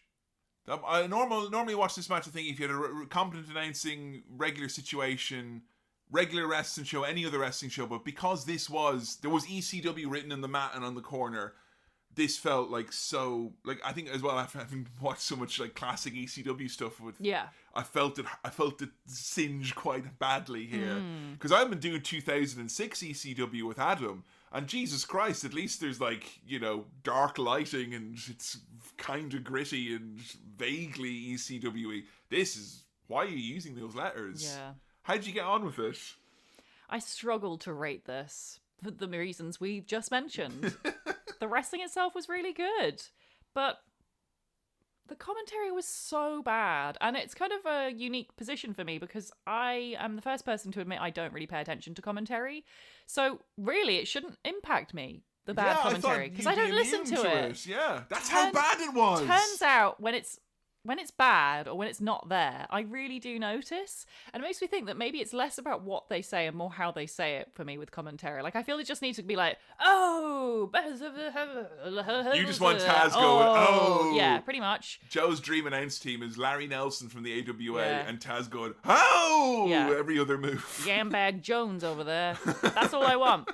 And instead we got kind of awkward silence. Yeah, but I think like the commentary, it's like, you mentioned Vince and the headsets. The commentary is just a conduit for what the company wants you to feel about this brand. Yeah. And what they want you to feel is, They don't know, and it's weird because I think like ECW is something that you, even in '09, after 3 years of a failed reboot, there was money to be made in it. Yeah. You know. So what rating did you give it? 2.5 stars. You're a generous woman. I am, aren't I? I'm very kind of nice. regretting that score. Case in point that there was still money to be made by this, and this is one of my favorite fucking backwards stories in wrestling history of all time. Tommy leaves ECW a couple of months later. He does the honors on the way out, says that he's gonna job to an up-and-coming superstar on ECW, puts his career on the line against Zack Ryder and loses, and off he went over the hill into the sunset. And at the time, TNA, now known as Impact Wrestling, was being controlled, executive produced, I should say, by Hulk Hogan and Eric Bischoff, who decided one of the best things that we could really do to figure out what these fans really want so we can beat WWE when we go head-to-head with them on Monday nights, we do a little bit of market research. So they got in a bunch of rando wrestling fans off the streets, sat them down and did extensive chats with them with a market researcher, talked about what do you like about wrestling, what do you miss from wrestling, what was your favourite. And I think the sample size may have been a bit skewed. Yeah. Because all the enthusiastic male wrestling fans they brought in all wanted one thing, Joe. In 2010, they wanted ECW, baby. Okay. So, 4 years after WWE's last one, and 9 years after the company went out of business, TNA did Hardcore Justice, their own ECW reunion show. Okay. The only difference being that they couldn't have any of the copyrights. Right. So they had to kind of sidestep all that, and no one could be called what they were, and they had a weird blue light on the whole thing. Tommy was involved with it. Yeah. And they thought this is going to be a huge success. The pay-per-view wasn't really that successful, but they had the market research, damn it. So then they formed a faction called EV 2.0, which was all the old ECW guys all joined up together. What's EV stand for? Extreme version 2.0. Okay. So you would have these weird times where you had like Hulk Hogan coming out being like, ECW's nothing, brother. It's irrelevant. No one likes it. And then all these lads in their late 40s are like, actually, we're pretty badass. And then they just got beat all the time. So TNA tried to capitalize again, and you know, Tommy even started his own promotion, House of Hardcore, that is basically an ECW tribute act. Right. Would you want to see an ECW tribute show? Now knowing as much as you do about ECW, is that a vibe you'd like to see try to be emulated at a wrestling show? Depends on how you would define something like that, because I feel, for me, what makes ECW cannot be replicated without a lot of money. Yeah. So I feel in terms of like the extreme, dirty intensity stuff, you kind of get that with GCW, and it's not really my thing. Yeah, that style of wrestling definitely exists. Yeah. And if you like the kind of, we're using a lot of really famous music and a lot of intellectual property that is now very expensive, I feel like AEW kind of does a bit of that. And I hope someday we get a Sandman spot with Enter Sandman for and sure. stuff. And I think we will. Yeah, I think so. Because I don't really expect any of the original ECW guys to do matches at this point. I want them to come out to their music, walk around a bit, maybe throw a chair at someone. I think Sabu in AEW was a really good example of like, look, he can just about do this. Let him do it. It's going to be interesting because I think we'll be seeing Rob Van Dam wrestle in the Wembley show. Well, I take nothing for granted at this point in time with that true. Wembley show. But yeah, Rob coming out to walk is big and vibes off of that. I'll be interested to see how well he can still wrestle, because I know he does. He is active to this day, unlike a lot of his compatriots. So I don't know. It'll be interesting to see. It just makes me think. I know Adam and Billy went to a gig recently where it was them playing. There's a cover band that plays all the music from like Tony Hawk's Pro Skater 2 and 3 or whatnot. I'm like, I feel that wrestling's been chasing that kind of attempt to do like a tribute show for many years. It's so hard because of the IPs. It's all owned by WWE, and WWE are never gonna. They're the wrong company. If they sold the IP to AEW, then I would get maybe a bit more interested in the idea. But I don't just think don't WWE think... are ever selling anything like that. No, and it's just not. It doesn't suit their brand and their values and stuff. And like, quite right, it shouldn't. It doesn't. It's nothing to do with them, and it never has been, and it shouldn't do. I don't think a brand has had more damage done to it, and its ability to make money has been ravaged quite like ECW because everyone's had to go. Yeah. Like Tommy Dreamer had his own promotion, House of Hardcore, which we mentioned. And if you listen to him talk about it, it's like, hey, it's my vision of wrestling, which is like, that's kind of what ECW was, you and Paul's vision of wrestling. But like Shane Douglas had his own hardcore promotion as well, you know, and that's all his vision of ECW because he was in ECW and he had a vision there. Like everyone wants to have that. And when the big companies came in, I thought, there's nothing quite as cynical as Eric Bischoff and Hulk Hogan trying to make money out of ECW. Like, I was literally talking earlier about him signing people for yucks to cut the legs out of that company. Yeah. But Tommy still has a place for himself in wrestling, even if divorcing ECW from that is difficult. And that brings us to our last match today, which is Tommy Dreamer versus the phenomenal AJ Styles from TNA Sacrifice in 2011. An attempt to use Tommy in wrestling storylines that has nothing to do with ECW for probably the first time since he was eating weird things on the floor. And you know it's TNA, brother, when you've got Eric Bischoff's kid as the referee in this one. That's so funny. The ultimate Nepo baby, Yeah. like fucking hell, Amazing. man. Let me tell you, Joe, them AJ Styles rare entrance pants. Not many wrestlers rocking the entrance pants these days. Yeah, I liked that. The stripper pants. No, they're not poppers though. Didn't they come right off? No, he literally had to like Oh, did he have to step out? step out with them. He did it quick. Like they were like waterproofs, and he was somewhere with heavy rainfall, and he wanted to go biking. You know. Yeah, I like the idea of entrance pants. How's Tommy aged here then? 2011. We're Well. 10 years since the end of his run in ECW. He's aged well. He looks good. And you know what company he's in because it's written on his shirt, isn't it? It says TNA. It says TNA on Impact on it there. So Yeah. it's very handy of him to do that. We noticed as well that he had some Japanese writing on his leg. Yeah, baby. It's like the stupidest thing in wrestling where I think it started around this time. It's probably been going back since the year dot. But if you were someone like a Mike Awesome or a Dr. Death or a Stan Henson or whoever, you made your bread and butter in Japan. That's where you made your name, your legacy. Yeah. And then you come over here.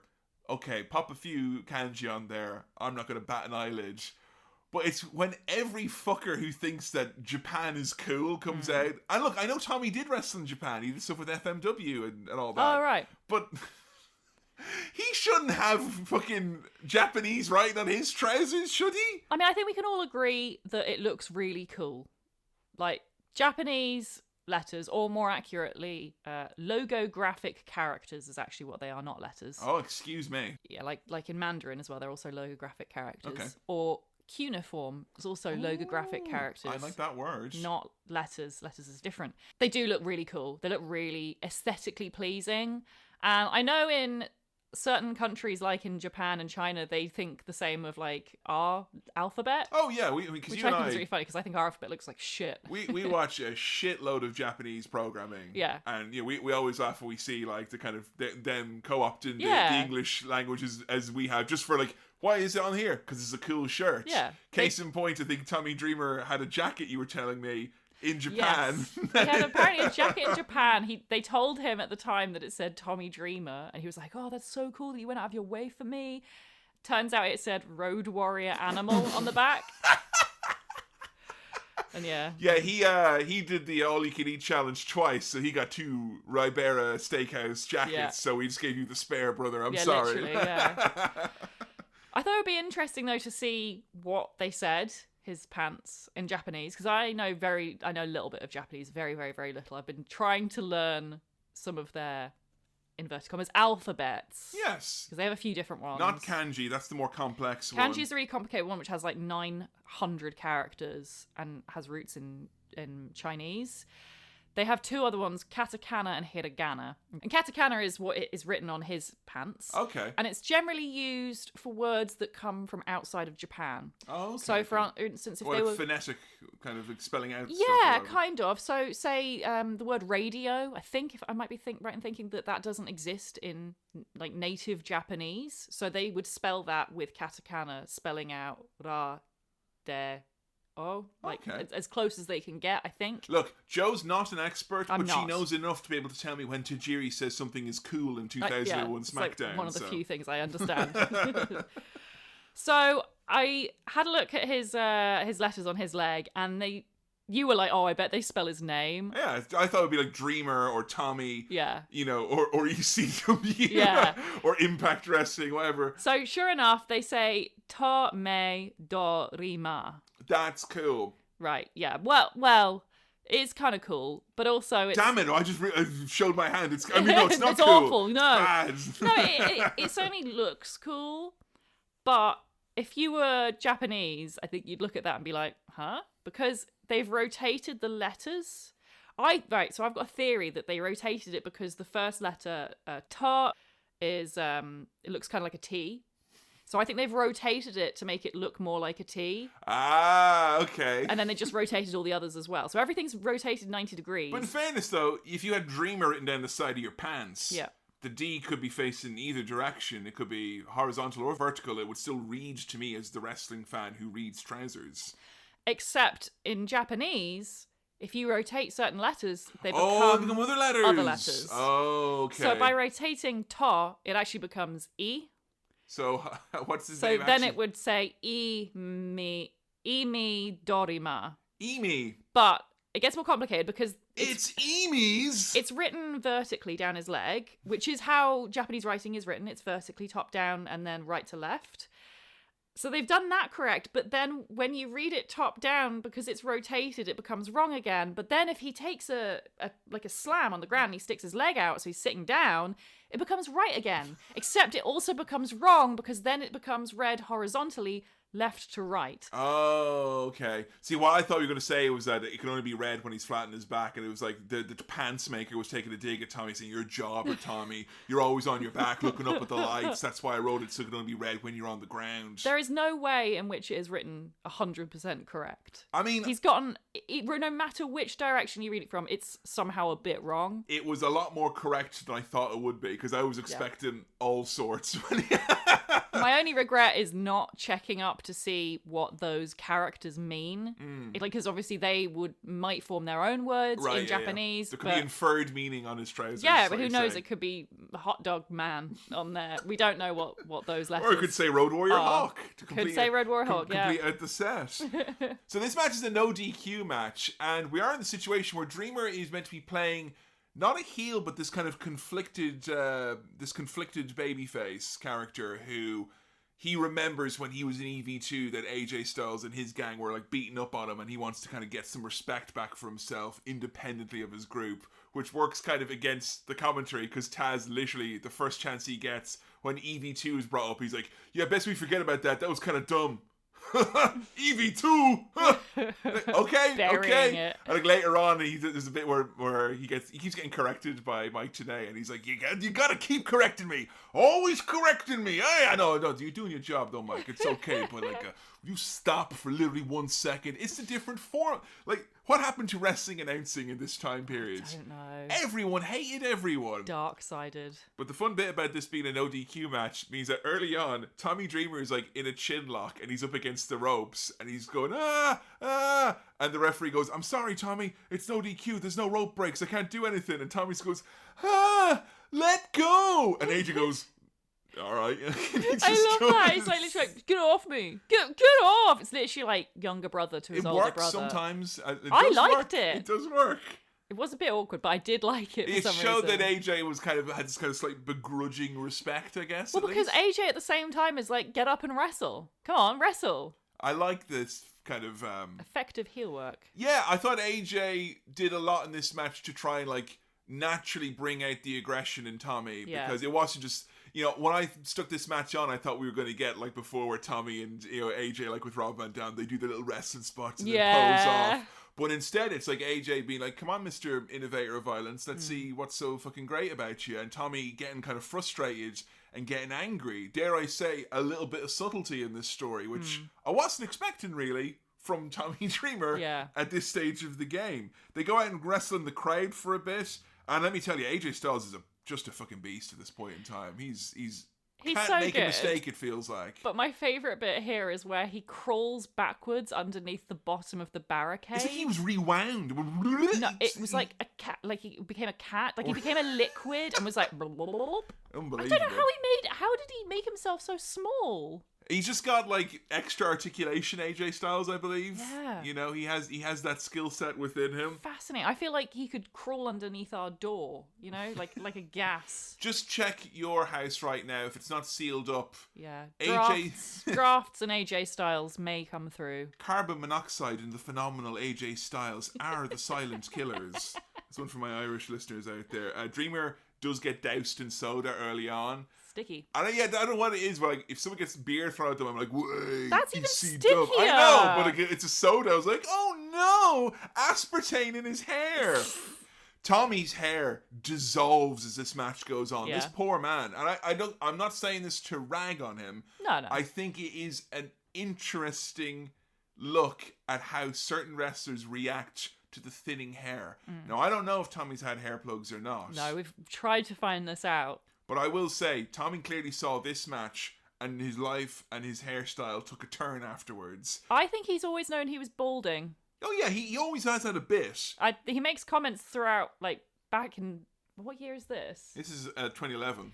Oh, no, I think you're right. It might be around this time. That's Yeah. the earliest I found on Twitter, him complaining about being bald. Yeah, Tommy does he's quite self-conscious, but also in that kind of ha-ha. Like, Yeah. Tommy's always calling himself fat, calling himself bald, X, Y, and Z. His best friend, Bully Ray, is like, hey, Tommy Dreamer, you fat, bald motherfucker. Yeah. Yeah, good one, man. Hey, you're kind of shut up. Yeah, yeah, man. Yeah, good one, man. You really got me. But I will say, Tommy Dreamer, the innovator of the double man bun, if not the innovator of violence, and the slick back hair, shellacked with the thick gel and the hairspray.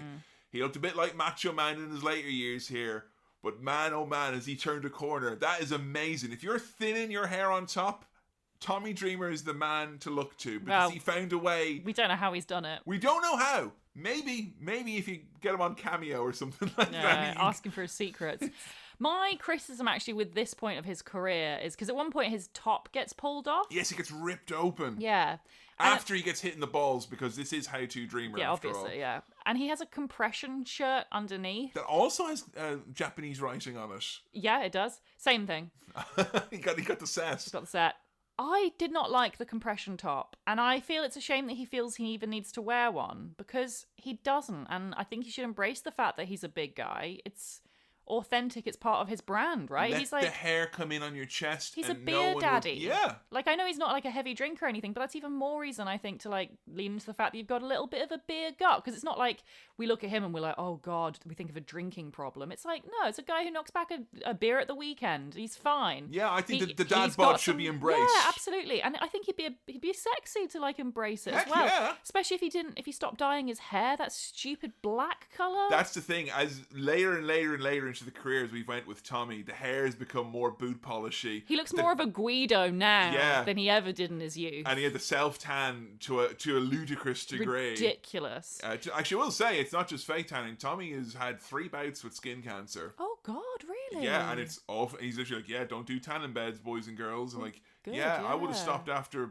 bout 1 with skin cancer, but he's had like it in his shoulder, he's had it on his top of his head. He had to have, and that's the type of skin cancer.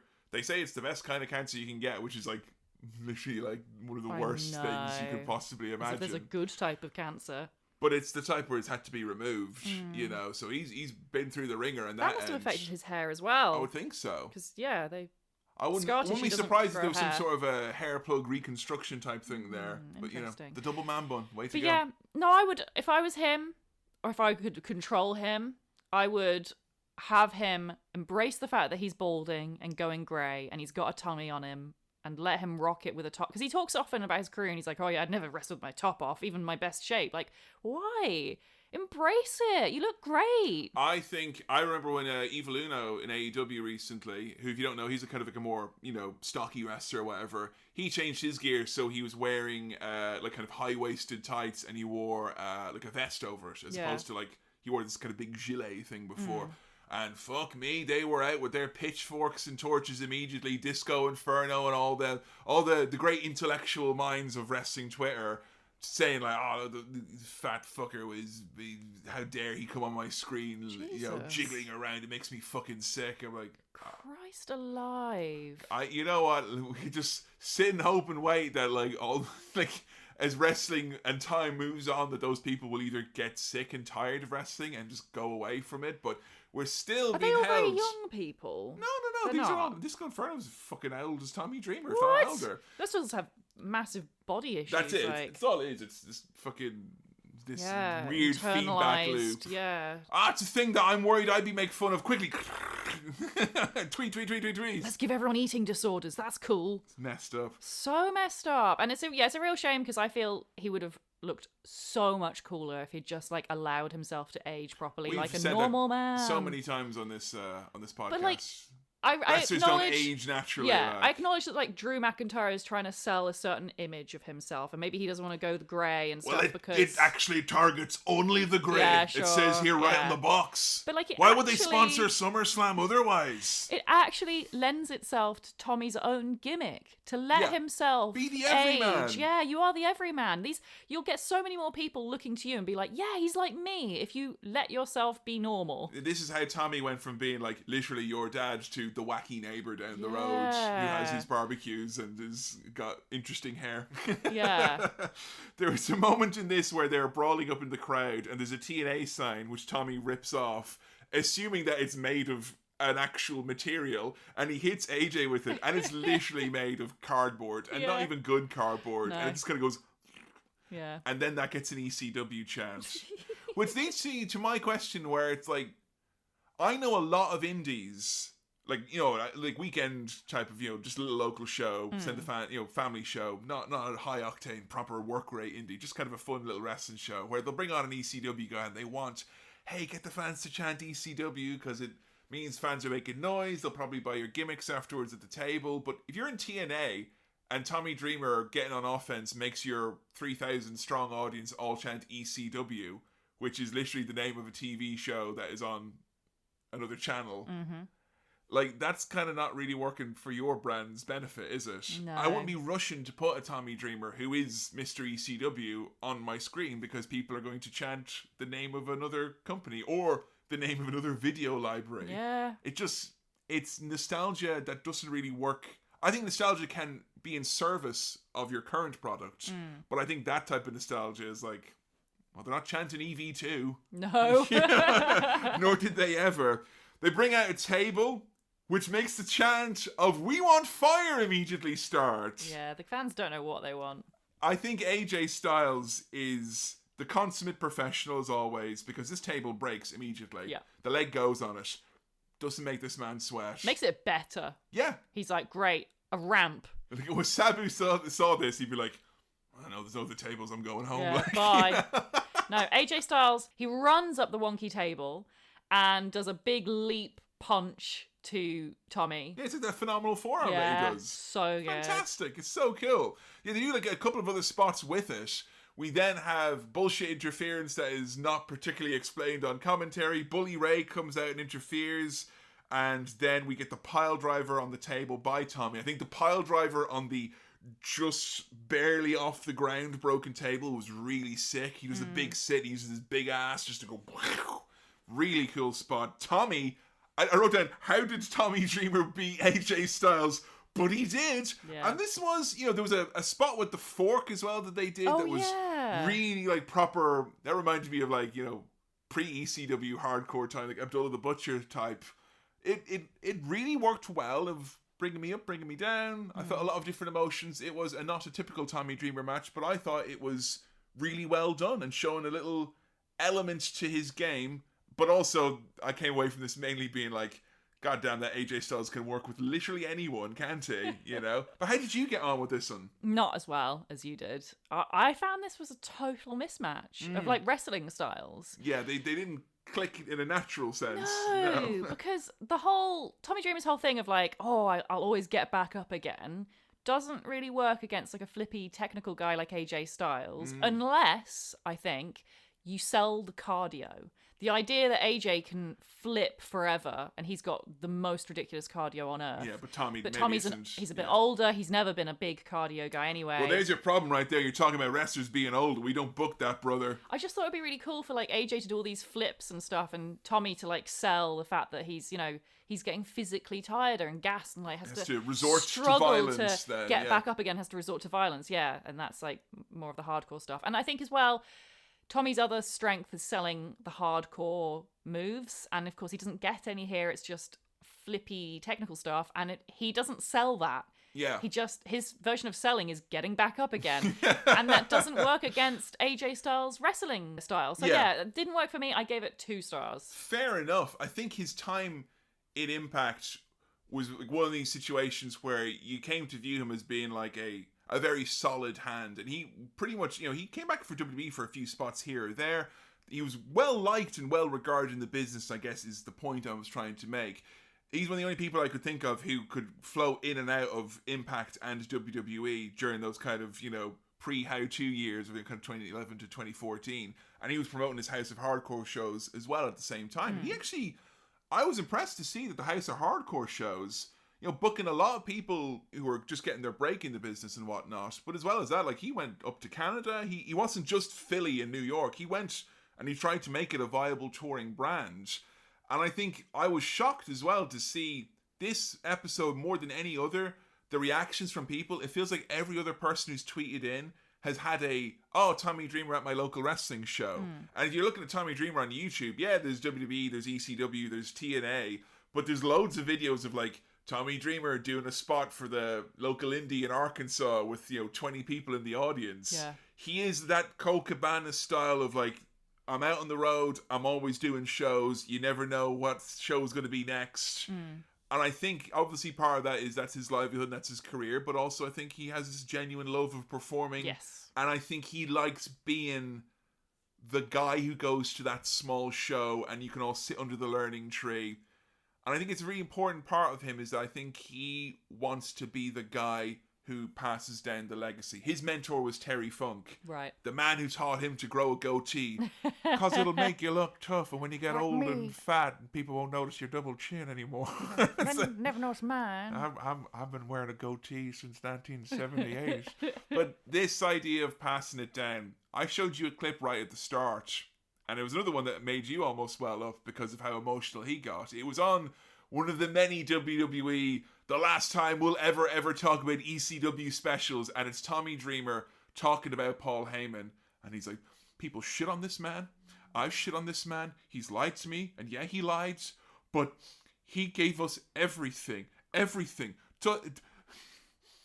Dusty Rhodes learned from Eddie Graham, and he learned from Dusty Rhodes, and I learned from him, and all these guys. It cuts over to like Bubba Ray, who's like, "Fucking, you're not talking for me, motherfucker." No. It's Bubba Ray, Devon, Taz, and they're like, they all look like. Hang on, brother. They're like, what on earth? Why is he saying this? They look like he's mad. And then it comes to Heyman, he looks the same way. He's like, why is he saying this? But he's the tears rolling down his cheek. Yeah. And Tommy's like, I wish that you and that's something he kind of doesn't go into. And he's like, I wish you and I were closer, and we're not. And obviously, might be that time you threatened to kill him. That will kill usually yourself be a turning of a page on television. Of sorts. Yeah.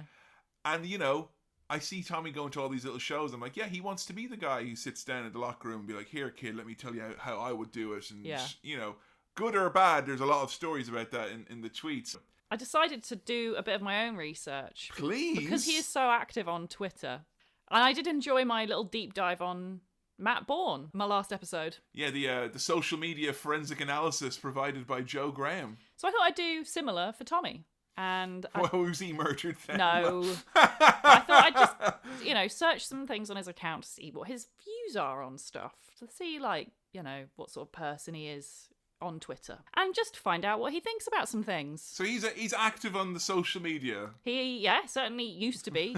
He still posts occasionally, but this is archival. So he's got some funny things to say about a few different subjects. First of all, dogs. He loves dogs. Specifically his dog, I'm thinking. Every time I search for the word girl or girls to see if he talks about his daughters, mainly. Every single post was about his ugly old dog. Who he adores and he adopted, which is very nice. Is it, what type of a dog is it? I don't know. Is it a pug? No, it's not a pug. I think it's a mastiff. Okay. It's one of those like scary, ugly dogs. One of those Yeah. goblin like, dogs. Squat goblin dogs, yeah. And he posts about that dog all the time, which is very sweet. He also did this tweet that made me laugh, which is, my daughter's got invited to a puppy bowl party. I didn't. I so love dogs more than any of those girls at that party. Back on the trampoline. Hashtag unbooked. Hashtag bitter vet. Wow, shades of Dennis Stamp from Beyond the Mat there. Fabulous. So he does talk about the family a bit then. He does. He talks quite a bit about the family. He talks about being a bad husband and he talks about how expensive it is being a dad. Okay. I've got one here. My girls got their braces off, $10K. Beulah got a flat tire, $270. I took them out for lunch, $40. Expensive day, all before noon. Lot of posts about that. Why are you having lunch before noon, Tommy? Also, $40 for three people having lunch? Yeah, that's a bargain. That's a great bargain, yeah. Always complaining about there. I like that. Yeah. But yeah, he's often posting about how expensive things are. I think he is a bit bitter about the money he is owed. Well, for him, it's a bit of a...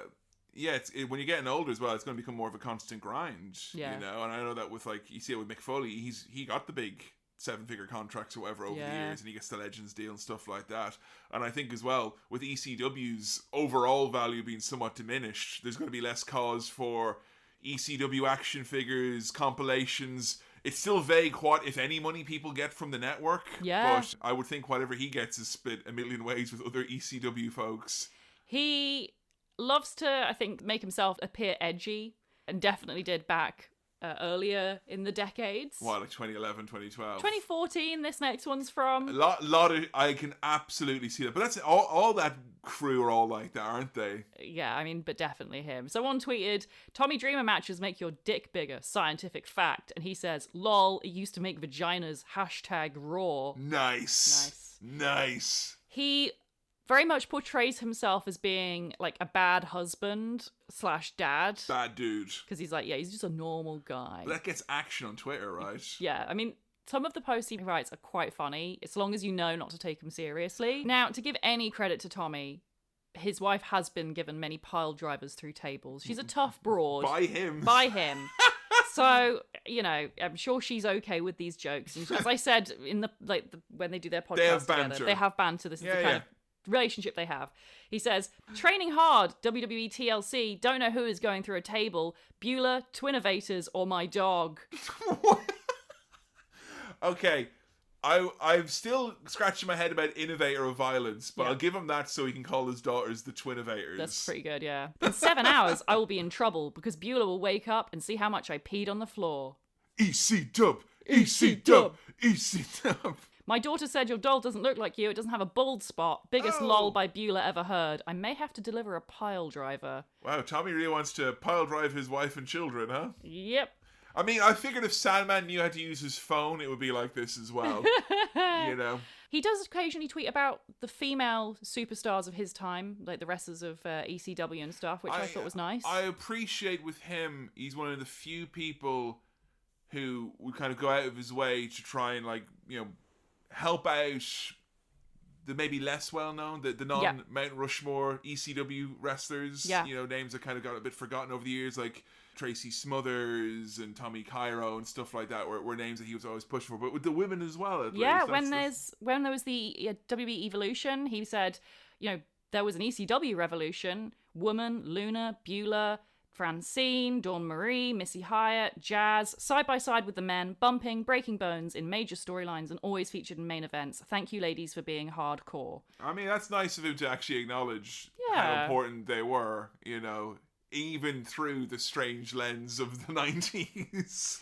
I thought, seeing as he had his gross out gimmick, I'd find out his attitudes on food, find out if he's really as gross as he maybe seems on television.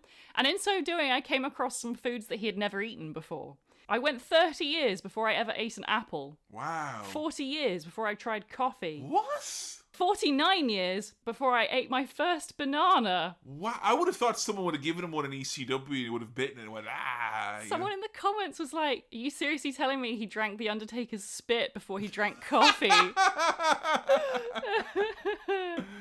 Fantastic. He is a bit weird with his food. There's a horrible post he did where he says that his wife Beulah is like, Tommy, please tell me you aren't eating that expired ground chicken. And he's like, I'm not, but I am. What is he eating? Expired ground chicken. Tommy! Another fun fact is he does movie reviews and he rates them out of Singapore canes. He'll be like, oh, that was 9 out of 10 Singapore canes or whatever. He's certainly not as, what's the word? There wasn't the true crime elements that there was with the Joink episode. No, if there was anything dodgy out there, I think he's deleted it, so. Well, Tommy, of course, was probably the main character of Twitter for longer than he wanted to, for reasons that he probably didn't anticipate. In 2021, we're coming up 2 years now since his comments on Dark Side of the Ring on the episode about the plane ride from hell. There's a lot of people who aren't even listening to this episode. I don't say this episode's been, thrown out of my mind. There's a lot of love and care and hard work has went into it. Yeah. I had to explain to the guy who requested this episode, I go, hey, I'm going to wait. Yeah. Because I don't want this episode to just be about that. And here we are, a bit later, and I feel like a lot of people are probably wondering why this episode hasn't just been about us talking about his shitty comments on Dark Side of the Ring. That would be so boring. I'm sorry. Yeah. I refuse to believe anyone wants that. But I feel like... I'm the most, revenge-driven... I'm Joe so hang 'em high, petty. Greg. I would. And even I don't want that. But, I felt that we needed to give the context of... It's not just shitty wrestler says shitty things. Yeah. For me, it's he says shitty things that I feel reflect the culture that he is still holding a torch for. Yes. And the good things of that culture are completely lost in the wash with the much more pertinent bad things. Because people don't care about your good time or your partying or that you broke your back and you met your wife and it brings you to tears when you talk about those days, what wrestling was. People don't want to hear those days glamorized, yes, alone defended. Yeah. And when Tommy Dreamer comes out and he takes the most blatant, brazen example of the bad old days, Ric Flair walking around spinning his dick in everyone's face and forcing a woman to touch it against her will, and then, not even reading the room of, you are on Twitter all the time, Tommy. You are plugged in. You know what people feel about that old generation. When Undertaker goes out and says, oh, he doesn't like that people play video games anymore.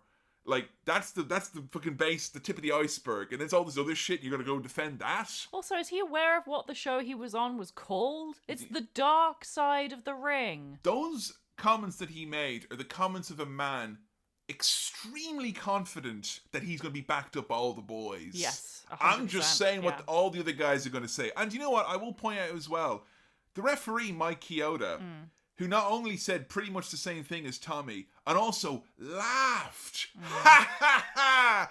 Why couldn't she see how funny it was? Man, I thought... And he, talking about it, not just the good old days, but that's the peak of wrestling as far as Mike Chioda is concerned. I know he's only a fucking referee, and he's not making towns or trying to be on TV shows. Yeah. But he didn't get fucking jack from that. No, because no one cares who he is. Yeah, but Tommy... Man, talk about you made yourself the straw man. The amount of comments I saw where it was, I always knew he was a piece of shit. People waiting for him to say something that they're like, I always knew.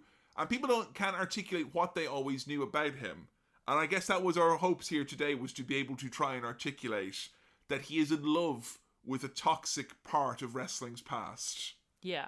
So let's get into it, shall we? Please, because there was a point I thought you never would want to do this episode because of what he said. No, part of why I enjoy doing Housey Wrestling is that I find it gives me a platform on which to fully put someone's feet to the coals, but also acknowledge Tommy Dreamer's feet are in the coals. Oh, he loves That's it. so hardcore. Yeah. And now his balls are on the coals as well. Oh my God. Okay, so let's talk about what happened. I'm going to talk about what happened, the allegations, what Tommy said, and what happened after a bit. What happened after, yeah. So, flight attendant Heidi Doyle alleged that Ric Flair entered the galley of a plane. She was an air hostess. This was the plane ride from hell. Well, there's a few different plane rides from hell. They all get confused. The plane ride from hell in 02, yeah. So he entered the galley in the back of the plane and asked for a Coke, and then forced her to touch his penis. He span it around. He was doing the silly helicopter thing that, I know that boys, when I was in school, love to do stuff like that. They got in trouble, just to be clear, because it's really bad and it is like sexual harassment. Rick cornered her basically and said, touch it, touch it. She says, I couldn't move. I couldn't get away from him. He was spinning around his penis and he wanted me to touch it. He took my hand and put it on him. For fuck's sake. I was checking Tommy Dreamer's Twitter. I came across a lot of people who were kind of like... Oh, it's the woke left. Yeah, dismissing his comments and saying, it wasn't, who cares what you said? It doesn't matter. It wasn't bad. And, you should stand by what you said because it's true and all this stuff. A lot of people are saying as well, they just edited to make Tommy look bad. Yeah. I'm like, no, he had if anything, they edited to make other people look good, because I'm sure there's other people who said similar, but Tommy was the guy who said it in such a way that perfectly encapsulated it. Well, I thought, why don't we compare what he said to what Rob Van Dam says about the incident? Because he was there as well. He's also an ECW guy. He loved the party lifestyle of ECW. Absolutely. And yet doesn't seem to carry a fucking widow's candle for it in the same way as some of his other colleagues. Worth mentioning as well that Rob Van Dam, I think he has a very healthy relationship with women. He has like 2 girlfriends. He's able to, and they're both like porn stars as far as I know. He's able to acknowledge that a woman can embrace her own sexual identity without that being seen as like devaluing her somehow. Slightly more modern view of women than most of his colleagues. But what he had to say about it was this. I remember him being Rick, crowding her and trying to make her touch it and stuff. So he made it quite clear basically that he said it was not appropriate. That it happened at the time, but it was not okay and continues to not be okay. Tommy says, Ric Flair is not going to impose any sexual stuff onto anybody. He's just flaunting, styling, and profiling. You don't know him. Yeah, you don't know him. And Do you think Tommy Dreamer's name has ever been in Ric Flair's mouth? Doing the Ric Flair stuff where everybody's going to laugh about it, but obviously somebody took offense to it. So that's the first thing he said that was pretty shit. But then he also said about the fact that she got a settlement from it. She took a settlement. She filed a lawsuit and then settled. The lawsuit was for assault and battery, intentional infliction of emotional distress, and false imprisonment. It's an attempt to kind of discredit her because she took money.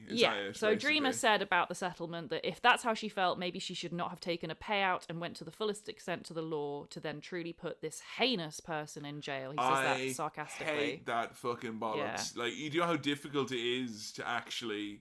Like, you can look at the statistics yourself, like what a losing cause that would be to actually get full legal satisfaction. The fact that it happened to be with $1 billion company footing the bill, she was just, most women aren't that lucky who are in that situation, is all I'll say. They will be offered a settlement of any sort. To get any sort of a kind of acknowledgement of the harm that's been caused.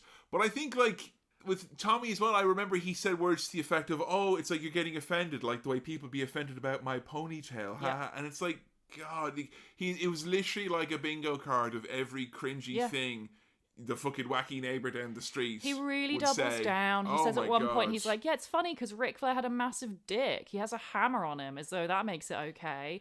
Then he also says, I've hung out with Ric Flair and I've never seen him try to force his will on anybody. Oh, well, that's okay. Oh, well, it's fine then. Yeah, because you're obviously omniscient. So if you didn't see it, then it never happened.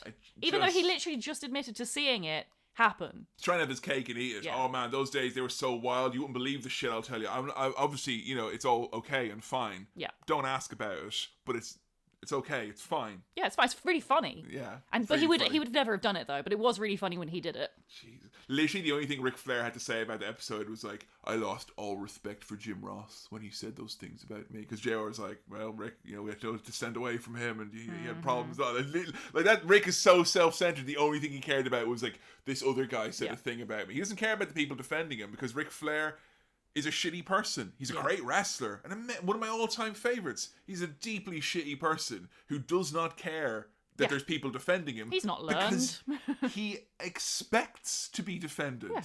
And the thing he's most upset about was that more high-profile people didn't throw themselves under the bus to defend him. Yeah. And Tommy, he got indefinitely suspended from Impact. Yeah. He had a pretty sweet gig on Busted Open Radio as one of the co-hosts on there. That's like nationally syndicated, like worldwide it's listened to. Busted Open with Bully Ray and all them. He stopped his own podcast to start that podcast with them. He basically made every wrestling promoter up and down the country either go, okay, you're too fucking hot in the bad way right now for me to book, because he'd be the type of person that if you booked him, people would flame you on Twitter. Oh, I saw it on Twitter. There were loads of people saying, yeah, like tagging them in and being like, you have to fire him. Yeah, if you book him, I'm not coming to your show, or if you book him, I'm telling everyone in my all my 20,000 followers. And there's going to be promoters who go, tell me what you did was reprehensible, I'm not going to book you. And then there's promoters who are going to go, well, I don't think what you did was so bad, brother, but all these SJWs are coming for me, dude, so I can't book you. He basically, in 100-second segment, probably did more damage to his ability to earn and his goodwill with the fans, because I think it's never been the same since. Yeah. Because Tommy would have been, like, that's why I brought up, he went to all these places, because he would have been Mr. generally considered a good guy in the business, to, oh, actually, you're really, really a piece of shit. Yeah. And I don't want to say I feel sorry for him, because I think actions do need to have consequences. Is he cancelled? No, because Tommy Dreamer was welcomed back as a producer to Impact Wrestling within 2 months. Yeah. And has wrestled multiple times since. Mm-hmm. He still has a voice. He's still on Twitter, I'm assuming. He's not shut down since then. No. He's not gone. No. And he has lots of, as I said, vocal defenders of people who don't even think, who believe what he originally said, which is that, oh no, she must be a gold digger and it never even happened. I think the numbers of us who are like, hey, I grew up with him as a fan and I think what he said was really fucking shitty and stupid and he's a moron, but, I think he has an important place in a part of wrestling history. I think those of us, we're probably the last of a dying breed now in that respect, because I think there's a lot of people who the only thing they're going to know about Tommy is that. Yeah. And there's so many wrestlers in this day and age, Joe, and the game has changed so much. Like, why would you be drawn to someone if you're a young person who is so clearly shown that their values are so out of whack with, like, just modern society? That's it. Like, he has daughters. Like, I hate that always is like the whole like going to point, can't because stop thinking about that too. You should be able to see women as people even if you don't have daughters. But he does have daughters and they are, probably in their teenage years now. And it's just like, how can he be so oblivious to not realize that if they were put in that situation, of course they'd be traumatized like she was. Now, I know he did an apology, but it was one of those typical like shitty apologizing for I'm sorry you got offended type of a I've got it here. Oh, please. So he posted on Twitter, regarding my comments made on Dark Side of the Ring, it was never my intention to offend, hurt, or victim shame anyone. I understand my comments were insensitive and could trigger emotions in someone's own personal past, and I do not condone sexual misconduct of any kind. I apologize to anyone I offended. From the bottom of my heart, I am so sorry. Now, that's paraphrased slightly. Yeah. But yeah, that's basically what he said. And it's a shame because it's not a good apology. He doesn't really go on to explain if he actually meant what he originally said, because I think he probably does, or else he'd have said, oh no, actually what I said was wrong. Yeah, I think there's usually because he says, oh, I'm sorry if I've offended anyone. The issue is not that people have been offended. The issue is that you condoned a crime. I think, like, there's always going to be people where it's like, look, there's nothing you can say to make it right for some people. That's the consequence of actions like this. Be aware that there's people who will never, ever, ever forgive you, no matter what you do, no matter what you learn, no matter how you grow. That is the consequence. And that's not being cancelled. That's not you're erased or you're not. You just some people will feel that way about you. Yeah, and they're allowed to. And they're allowed to, because most people don't want to learn enough to think differently of you. Yeah, maybe you should have thought of that before showing your ass to the world. That's it. I just kind of think, for me at least, if I know that he's working as a producer, whatever it is, it's like, you need to know that he's like learned something about this. Yeah, and it doesn't seem like he has. I don't know if he even understands. He says he understands, but he hasn't shown that he understands why what he said was so awful. Yeah, and like the reason for me, like why, like, oh well, he's done some stuff in Impact recently. Does that mean that it's all okay? It's like, well, Bully Ray is like literally his best mate, and he's like one of the top guys there. So that doesn't surprise me that he's got some stroke or whatever it is. Or he is still, I think, well liked in the industry by certain key people. Oh, I'm sure he's a big suck up. There's enough goodwill there in the industry, but that's different from with the fans. And I think, yes, the years are coming on and all that, and I think Tommy will probably still be a pervasive presence in wrestling, but Tommy Dreamer ain't going in no Hall of Fame.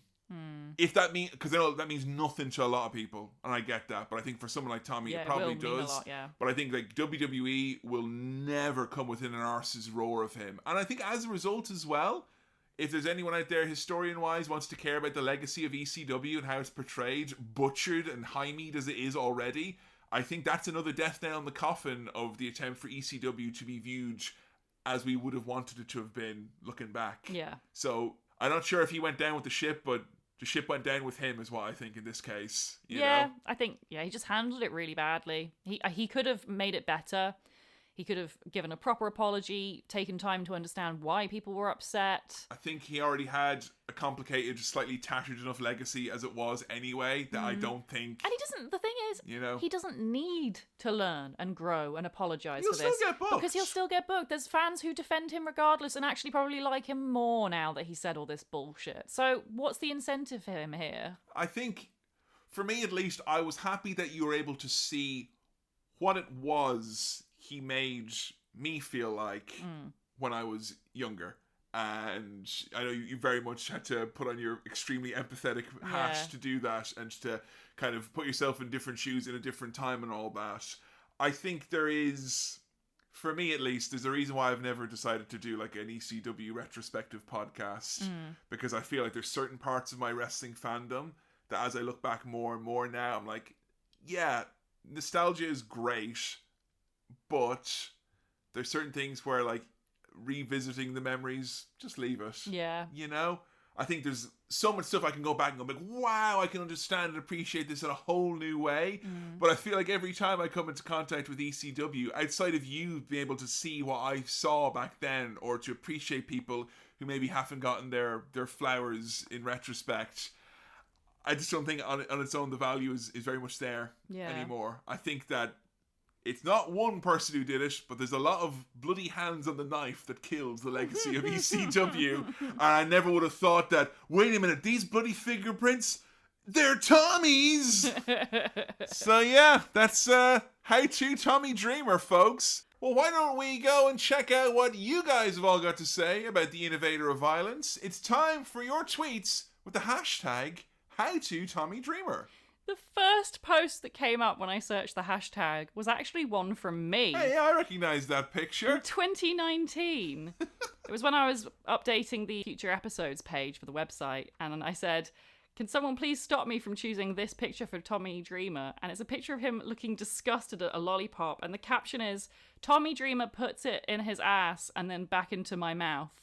Okay. Couldn't find any more details about that. I mean, I'm sure there's some indie match out there, but we searched for that on YouTube, couldn't find it. Yeah. No hits with Tommy Dreamer and the lollipop. And the ass. It's good to know that the eating gross things, as the physical side of the career is winding down, you can still shove a lollipop up someone's ass and eat it. Eat it, yeah. Now up from James D. Leach. I first heard of him in Mick Foley's book recounting his origin story in ECW, and I'm not sure any wrestler could have lived up to the picture Mick painted. Yeah, God. Mick Foley, I think I probably have definitely undersold how important that was. His book talking about ECW, what it represented, he would write out all the promos like in word for word as he remembered them. You had this amazing, vivid picture. And like Tommy was made out to be this like fucking beacon of pure wrestling hope and whatever the ECW was, and like Mick's a great writer, and I think James is a very good point there. That I remember when I finally saw Tommy, it was like, it's the guy from the book, you know. But very few people could live up to the hype of what Mick Foley was saying about them in, honestly, to this day, some of the greatest wrestling promos of all time, recounted in the greatest wrestling book of all time. Yeah, he had a good friend in Mick Foley there. I think Mick Tommy owes a lot of his career for us who weren't watching ECW, you know, in Philly on local access TV back in the day. Those of us worldwide who found out about Tommy Dreamer probably did so on the pages of Have a Nice Day. So shout out to Mick Foley. Good book, that. Now from Refs as Wizards. You've called Tommy an insert yourself here protagonist, but as someone who was 100% the target demo for ECW, I was much more drawn to Raven, Sandman, Tajiri, RVD, Rhino, Jerry Lynn, or literally anyone else in the company. Looking forward to learning something in this ep. I think that's kind of the appeal of ECW though. It has a type for most people. Yeah, the guys who are like, you know, coming from the sports bar with their Philadelphia Flyers jersey, and then they're going to go drink a load of beers, and like I imagine the guys from It's Always Sunny in Philadelphia would have liked Tommy Dreamer. Yeah. They would have viewed himself. I'm not just saying that because Mac really looks like Tommy Dreamer from It's Always Sunny in Philadelphia. No, not that season. No, not that one either. The early one, before it was one way or the other. Now from Adam Daz.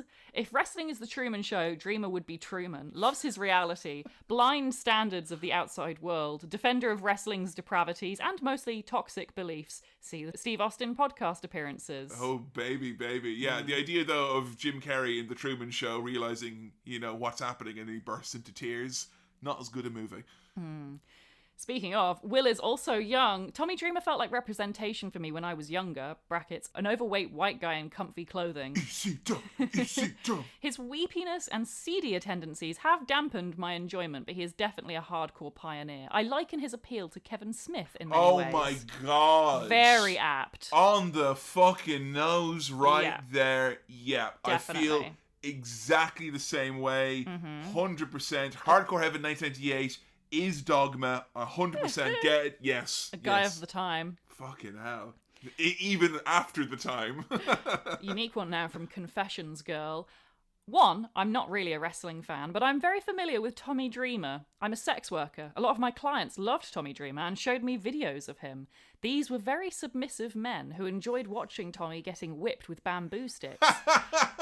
And saying, please sir, may I have another? That's so fucking funny. Being ball-busted and bullied, he was even made to drink some chewed-up tobacco. There's a subculture of submissive men who love this and see Tommy as an avatar and paid me to do it to them, and they were all very sweet. Wow. How about... I love any time that we can, draw a line between wrestling and that wider world. That is fantastic. I think sex work and wrestling is inextricably, linked. It's just very... entangled. Next, from Too Late to Twitter, Dreamer was the everyman that wrestling fans could relate to. An average white guy with a goatee. Hey, it was the 90s. Black t-shirt and sweatpants. The problem was, that's all he was. If you can't relate to him, why would you care? He was just never very interesting. Yeah, I mean, there's very, very few characters in wrestling that I would say have that ability to kind of... When wrestling was what it was in the 90s, that's not a problem. But I think about the time you got into wrestling, and I think there was a huge uptick in fans, and I think a huge part of it was a lot of wrestling fans came back, and I think a lot of wrestling fans, their partners started watching things like Total Divas. I think The Shield, and the effect of people blogging about them on Tumblr and Pinterest and stuff like that. I think all those served in a great way to bring more women and more just not just your typical wrestling fans. We had a more diverse wrestling audience has come in the last 10 years, and it's been kind of exponential to the point where the notion of wrestling being the remit of just straight white guys is so laughable now. Oh yeah, it ain't that at all, not at all. But it shows you kind of the difficulty with his legacy. We didn't count on other people watching in the 90s. God damn it. Now from Turtle of Not M. I never got the appeal of Tommy Dreamer. I always felt he was overrated. Granted, I only ever saw his work in WWE and TNA, but he spent more time outside of ECW than in it. Yeah. Of all the ECW originals that became mainstays in WWE, he is the least entertaining. I think he's the guy who, it's that linkage. Sandman can show up and do the Sandman stuff. Yeah. And it's I don't even need to know what ECW is, and I know that's cool. Yeah. Sabu, Rob Van Dam, the Dudleys, heck, there's a million guys you could pick. But I've heard a lot of people kind of talk about Tommy came to my local indie show and he didn't do, all he did was a couple of trash can shots at the end or whatever it is, and it's he's kind of just the guy who does some hardcore bits. Yeah. And without the ECW branding and that whole wrap around him, he's not very much on his own. Yeah. I think, not to say he doesn't have skills and abilities, but they are kind of masked by his branding, for lack of a better term. 100%. Finally now from HXC Coney Island, he was the John McClane of ECW. A regular guy in an extreme situation. The best pure good force of ECW. He gave everything all the time. He broke his body for the company and the fans. If not for his actions on Dark Side of the Ring, I feel this would be the main takeaway. Yeah, I think so. I think that there's an asterisk beside a lot of the things I said earlier on that I feel there's times where I come on this show and I'm kind of I'm going to make you and the people listening at home see something or maybe think about something. Yeah. And this time, like, I don't want to say I went in kind of resigned, but I'm like, you're not going to not think about this thing. I can't make you unthink. Tommy can't unring that bell. Those are the consequences of his actions. Yeah. And I think, does it show how precarious people's positions in, the public eye are because of their extreme connected nature? Yeah. But like, hey, I wake up lots of mornings and kind of go, oh, I hate that the world is like this and everything. So He didn't have to but say he didn't anything. have to say it. He didn't have to be on it. Doesn't He didn't have to say change. that. Yeah. He could have done what Rob Van Dam was and said, it happened. It wasn't good. That's all he needed to say. And if he didn't want to say that, he could have said nothing and not been on it. I just never thought he'd be a guy who had such a big blind spot. Yeah. But turns out he was drinking the Kool-Aid all along. And not just for ECW. And that's the thing is, I think for someone who broke his back, he broke his body for ECW, for that company, he sacrificed so much money physically otherwise. But like, I feel like he's been crucified for the sins of wrestling past, not for ECW. Yeah. It's because of what he grew up idolizing. And, it's always like the worst bullies are the people who were bullied themselves. And I feel like the worst people to come out and defend toxic behavior are the people who lived it, experienced it, know better, but then want to convince themselves, no, it's cool, it's the legacy. I'm protecting Dusty Rhodes and Eddie Graham. And like, you're fucking not, and they're all dead anyway. Yeah. Like, come on. You owed it to your family to think about this more carefully. Forget about fans and stuff like that. I can't help but think about those twin girls and the fucking indignity of it all. Hearing your dad say that about a woman is just so... God. I'd be so... I mean, I know they're still young, but like, Christ, even if I was like 14, I'd be so embarrassed to hear my dad say something like that about a human being. But ultimately, today has been a chat about legacy. Yeah. And just not maybe the way I thought it would be, but it ultimately is about legacy. And that's what most wrestlers are concerned with. And least of all, those wrestlers who go out and try to defend the indefensible. But maybe Tommy will have taught the next generation some pertinent lessons. Maybe not the ones he intended to teach. That just might be the current page we're on the story that is Tommy Dreamer.